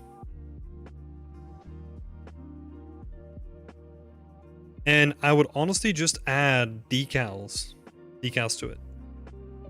So like little decals where you have like, oh, like a little leak or something like that. Like just some dirt like on the edges. You can make it painterly, right? Because what you don't want to do is build everything into the tileable. Because then you're going to see like a lot of repetition, right? So using decals is going to give you like a lot of flexibility.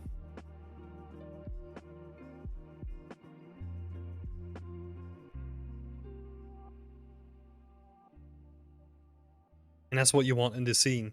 Then you can make those decals like look like really nice and painterly, and you can just like use them in whatever way you want. This is a great choice of a scene though. I like it.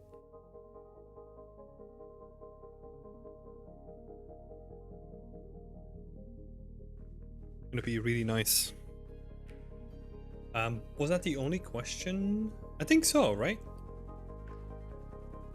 Yeah. Short and simple.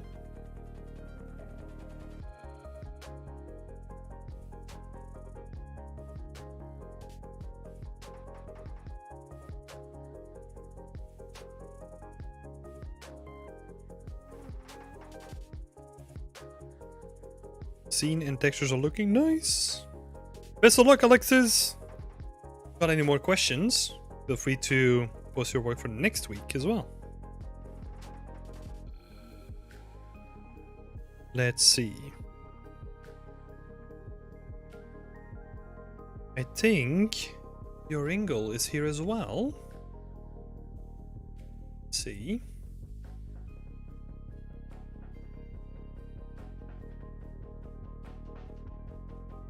Hi, I'm currently working on a project set in laboratory-like rooms in a natural history museum in Paris during the Second World War.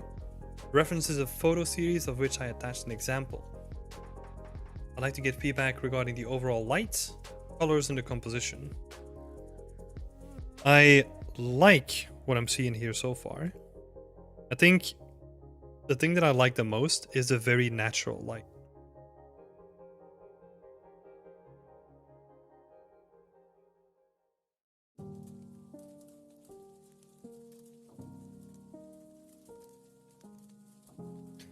It has a very realistic feel already, which is really cool.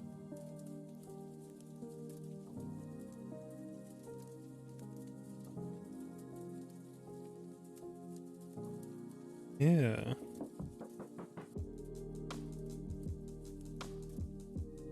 Especially the main shot, right?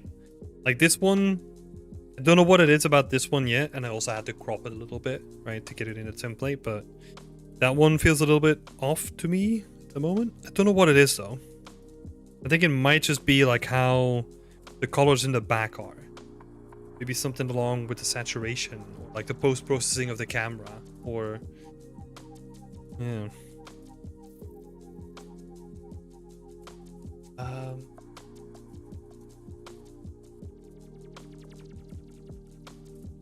There is no volume in. What do you mean, in the whole environment, or? This is Hendrik in the chat, by the way. Yeah, let's see. Love to get some feedback. Overall light, the colors, and the composition. Oh, in the other shot. Yeah, that could be it.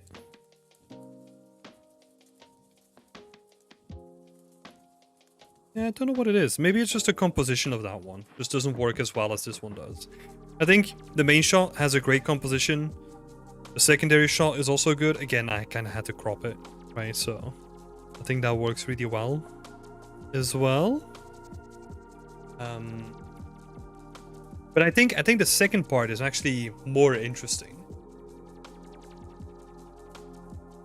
Volume. I think Henrik is talking about like volumetrics, right? Because we have the volumetrics here of like the god rays coming in, where they kind of have like, they add like a lot of volume to like the actual room, right? But you don't have any of that here. I don't necessarily think it's that necessarily, but that definitely has something to do with like yeah, just the depth that you create within an environment, right? But I don't think it's purely volumetrics, because this one doesn't really have volumetrics either, but it does have the same kind of style. You know what it might be? It might be because we're floating a little bit too high. Because the other ones like kind of feel really grounded, right? I kind of feel like we're a person in that space. But then in this one, we're kind of just like a camera. Like not a camera, right? Because we're not at a ceiling, but like we're kind of floating up a little bit. Maybe that's why it feels so off compared to the other one. Is it scaling on the chair and the table, right? Yeah, I think so. It's just weird because this is like a very traditional building, so they have like really tall ceilings. That might be why it's throwing you off. Like it's in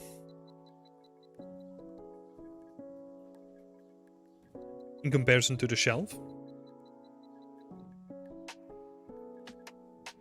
No, like all this stuff feels good. It's just, it is really weird that the ceilings are so tall, right? These shells? No, I don't think so, because those are probably like the same ones, maybe, right?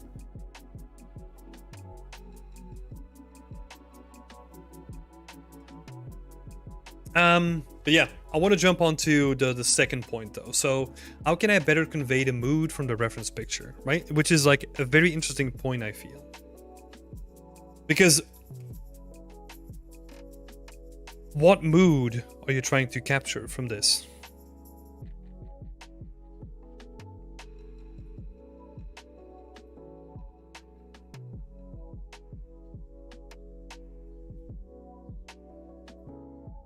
Right, that's the first question that I had.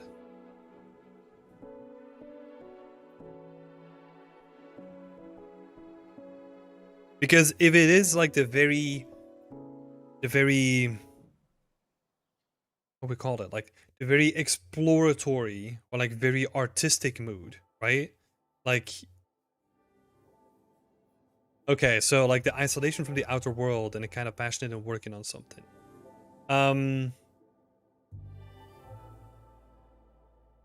Those are hard to convey, right? Because like isolation from the outer world, then we kind of have to start thinking about not the bigger space, but what story happens inside of that small in the bigger space, right? So, for example, the way that you could convey that here is by focusing on like a certain desk of a certain person that could then have like a very different feeling compared to like the other spaces, right? So for example, let's say this desk becomes our focal point, right? So this is the desk that we're going to be focusing on. What we could then do is have like the other desks like be almost empty, but we make this one like filled with like bits of paper on the wall. Right? Like I'm currently kind of going for like a crazy artist kind of vibe. And maybe there's like, I don't know, what else was there? There were like little bits of potions and like, I guess it's not an artist, right? Like maybe it's more like it's a natural history museum. So it's more about like discovering and samples and all that kind of stuff, right? And maybe like lots of books next to it too.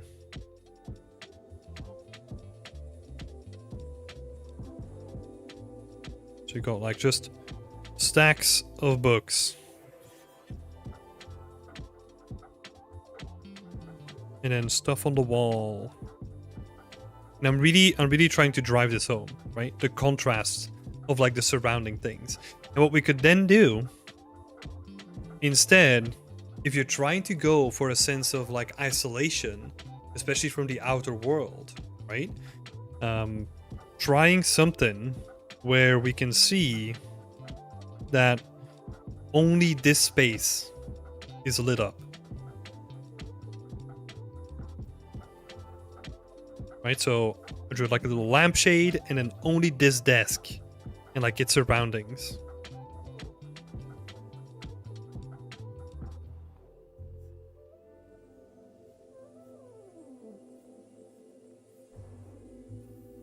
Are kind of lit up.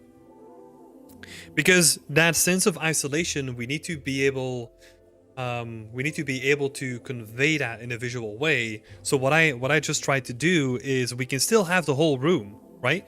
But the whole room is empty, but there's one person that never gives up and is passionate about their work, and they don't care about going home to their family because they're still working on something, because they're so close to discovering whatever it is that they're trying to discover, right? And the way that we then visually portray that is by showcasing the contrast between all the rest of the people and this person, right? So that sounds good. I could maybe try to light the curtains in the other window so I can keep the sun. So this is the thing. If you really want to, you could maybe get away with that. Like close. Yeah. I see what you're saying. So yeah, because my instant mood would be like, oh, we're looking at like a night scene now, right? Because that would make the most sense, because that's also like a natural indication of, oh, all the other people went home, right? Because it's late at night and there's only one person who is still working, right? The thing that you're gonna have with having it set in like the day is also the difficulty of, well, slight difficulty of that disconnect of, oh, there's still only one person working even though it's the middle of the day. That's what I'm feeling, right? I don't know if I explained that correctly, but like if you want to really make like a stark contract, it has to be in the middle of the night and they're the only person working, right? But I do like the sun. So what you could also do is kind of have two scenes, right? Like one in the day where everyone's kind of working, and then the second one where he's the only one working. And that actually helps in terms of building a sequence of events as well, right? Because that shows, even though there's no people there, that he's still the only person working, right? And it kind of tells the mood, and you can kind of, you don't have to sacrifice like the nice lighting that you already have, all that kind of stuff.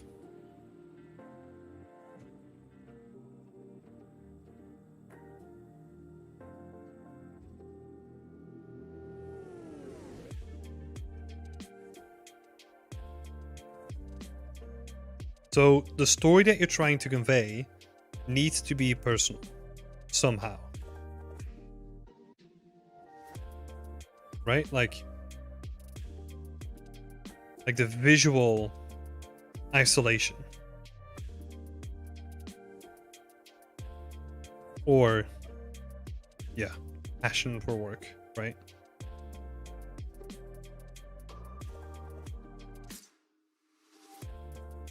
And then maybe multiple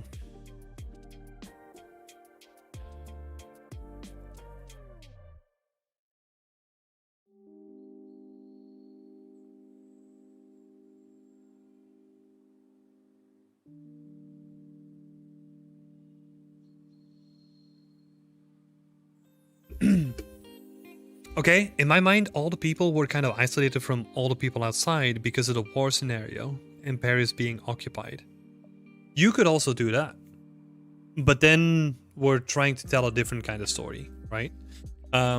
If you then want to drive that home, then we kind of have to focus on this space initially kind of looking like this is like a normal space, but then outside you see the flags of the occupying force, right? They don't stand out, but you will see them like if you come closer to just looking into the scene, right? You could do something like that. It is more difficult to convey though. You could do that, right? But then I would almost try to find a reason why these people were isolated inside. Like, as in, what is their new drive when being occupied, right?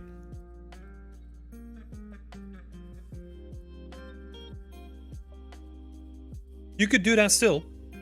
Like, if you want to keep it focused on like a broader perspective, right? Then it becomes more about like the internal versus external, at least in my opinion, right? Where you can see stuff happening outside, or you can hear stuff happening outside, but yeah, that kind of separation. And then maybe slight indications of the war, right?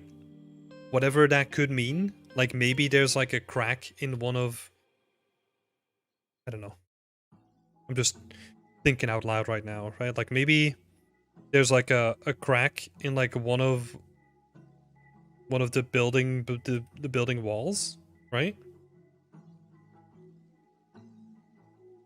Then maybe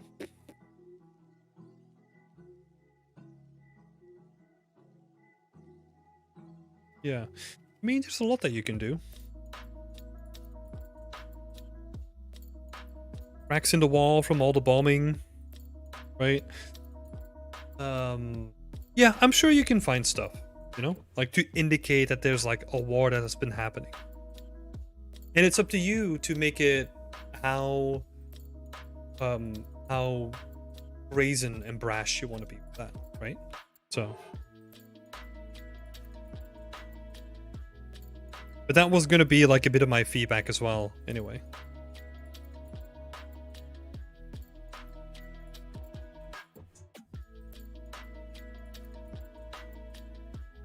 Just having like the contrast of like the external versus the internal would be really cool. Yep. Oh, sounds good. I'm sure that you're gonna find something. You're gonna make this work, for sure. Like, whatever you have in your mind, right? You just have to think about like what kind of makes sense within the story. right? And like really try to use the story as an anchor, like I was saying before as well, with other people.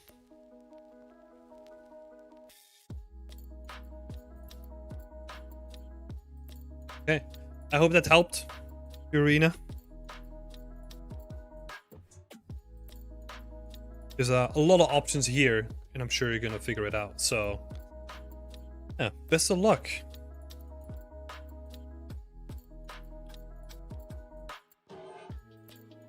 Okay, last couple ones here.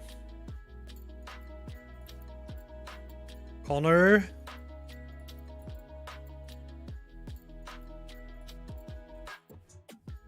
Any thoughts on the texture quality and the lighting?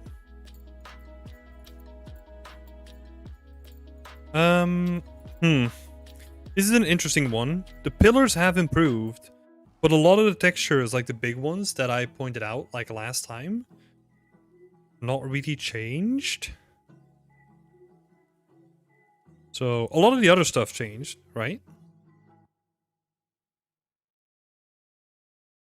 But I remember talking about like how these straight lines were like really off-putting on like these arches. Still there. The pillars are good. Pillars are way better than they were before.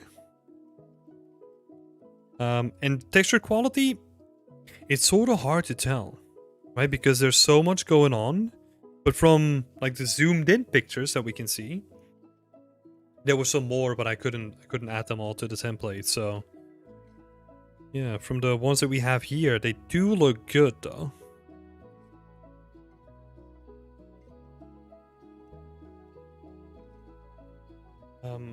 The lighting.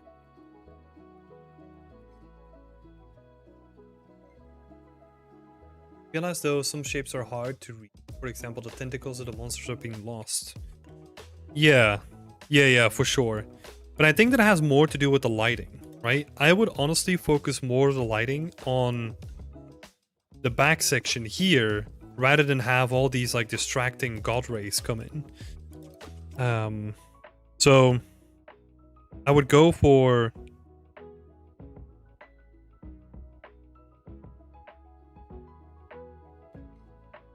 more subtle god rays, and then focusing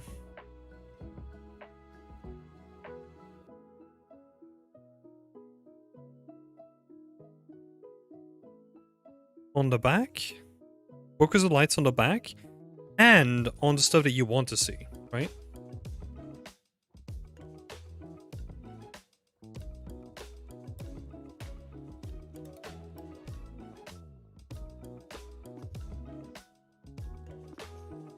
Like the tentacles, for example.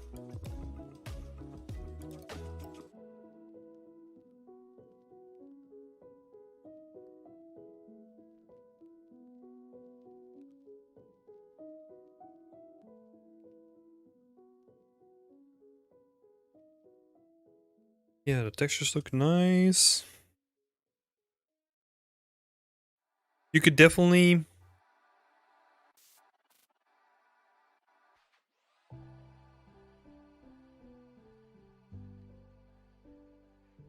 You could definitely add more differentiation within the textures of the chair, though. Especially because there's a lot going on, but maybe making some of these zones like lighter or darker, right? Depending on how much you want to make them stand out, could help with having the chair read better, right? Yeah, but definitely getting rid of some of these god rays is definitely going to clear up the clarity of this image. Yeah,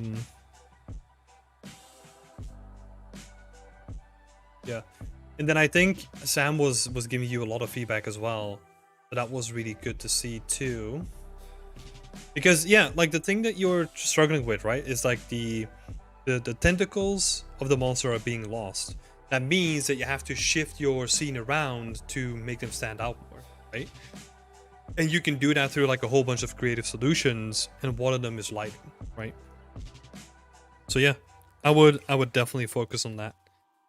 I'm gonna have to go like a little bit quicker though, because yeah, we're already lots over time. But yeah, I think from the two questions that you asked, like I think this is going to be helpful. The close-up shots look really good though. Like I'm really happy with like the book close-up and like the one that we're seeing here. These ones look really nice. I like them just from like a color balance and how they feel. Look really nice. Nice play on the composition too. So very happy with those, Connor. And last two, we got Kieran. Where?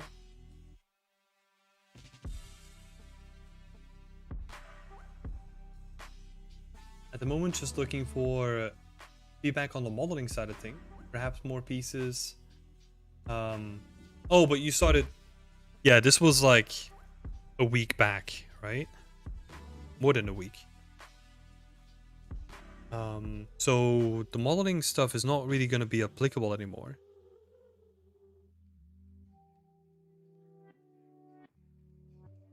Is it a lot of changes to do to the material? Okay, so in that case, I'm gonna keep it short, right?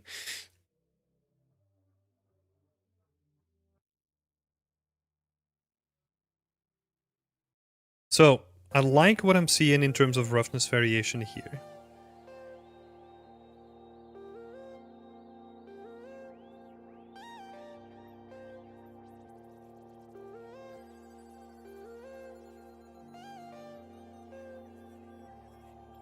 So that's already great. Like I want to kind of see the same sort of treatment on the rest of the bow as well.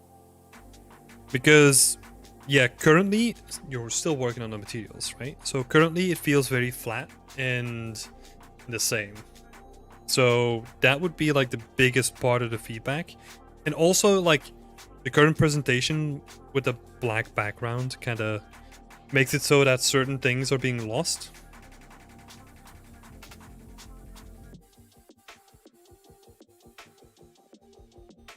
So yeah, think about that when you're presenting your assets too, right? So I know going very quick, but I mean, yeah, like the modeling has kind of been done at this point, right? And it's looking really nice though. Like modeling wise, I kind of like where there's some interaction between things. Pretty nice.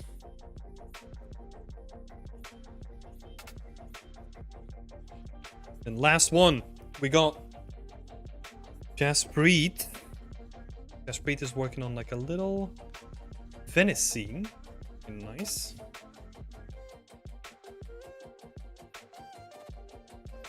Love to get thoughts on the composition and lighting of the scene. So I think my composition isn't working out. Okay, so let's see. So the top one is the more recent one, right? What I do like about the more recent one is that we have like a foreground element now.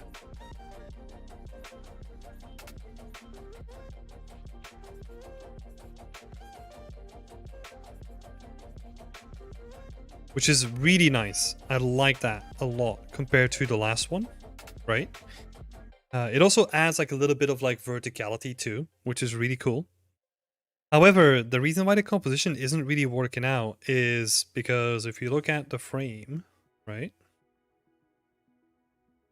If we make it cross, this is like the middle of the frame, right? So your composition is smack dab in the middle. Usually that just doesn't lead to like a really interesting composition unless, like we talked about in the case of Red's composition, when you want to use that as a specific case for increasing like the feeling of rest, right? As an example. So what I would think about instead is think about how you're going to lead people into your frame, right? You probably want to do like the rule of thirds, where you can have something here in your environment, which is going to be like the door, right? And the rest just like kind of builds around that. Let me actually just leave that there. It doesn't matter where you put that, right? It can be here as well if you wanted to. Yeah. And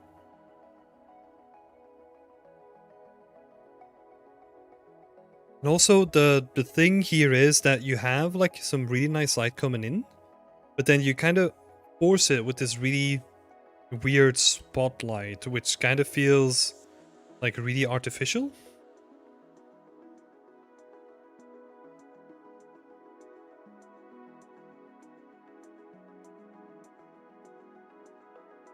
Because that means that there's like a spotlight like kind of shining down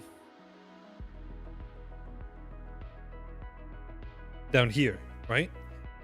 Which is, it is weird because we already have the sun coming in anyway. So those two in combination just don't really work. Even though it creates like a really interesting play with the contrast, it doesn't feel natural enough to make sense to me. What I would do, think about the rule of thirds first, right? That's a great one. And then also think about like the different layers of your scene. That's why I like the foreground element coming in, right? You got the foreground element, you got the midground, and then you got the background in the back. So you got 3 layers. Fore, mid, and background. Like that separation between the 3 is also really good. And I like that as well. Now the only thing, or like the thing that we kind of talked about is you have like your center of the frame here, right? But there's also like no lead up here, right? Like we can basically walk straight here. Where if you kind of wanna, you kind of want to add like an interesting kind of path to your journey, right? Like your visual frame, so to say. So what that means is if we draw like a little setup again, and we kind of want to go here, like I will oftentimes pick like a path that kind of goes like this, right? Because that sort of path is way more interesting than a path that just goes like, whoop, cool, we're there.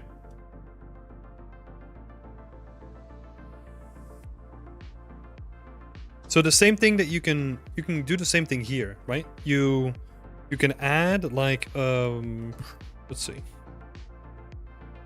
if we can make this work.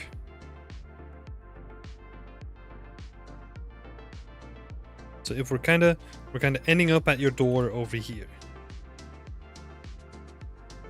right? What I then want to do, maybe do something like this instead.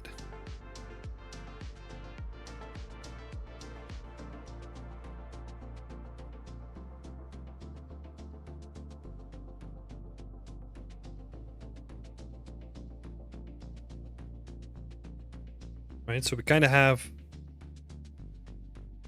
this little section, like a little staircase going down, and maybe the staircase goes more down here, right? So we kind of have this corner, and then we go towards that, right? You can still add like more layers to this if you wanted to, but think about how to make the path towards your end destination like a little bit more interesting than just have like a straight thing.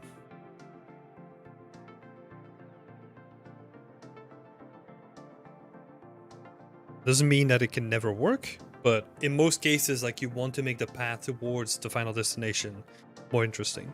Now, let's say if you wanna add vulnerability, right, like to a scene, like let's imagine we're playing a horror game, and you kind of want to add like suspense. Like this would be like a great door for like a villain or like a monster to pop out of, because we kind of have like a lot of contrast. And the monster can reach you like immediately by just sprinting out of this door, right? So we kind of have like that tension there already.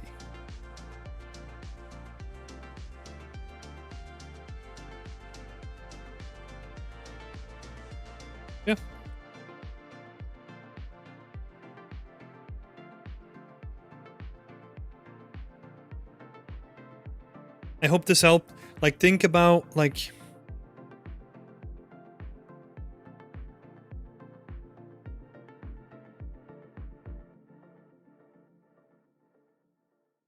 a very weird way of stating it, right? But like, what makes people's visual journey into your art, like, interesting?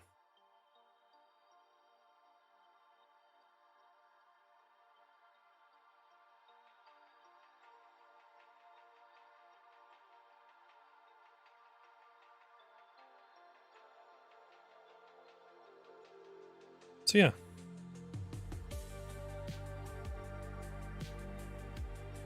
Definitely adding layers to it too can help.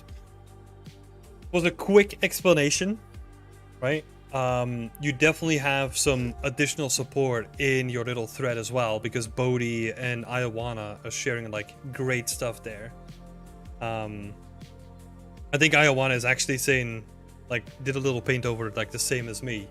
So, sort of. But yeah. No, we definitely got your back. So, thanks for sharing it.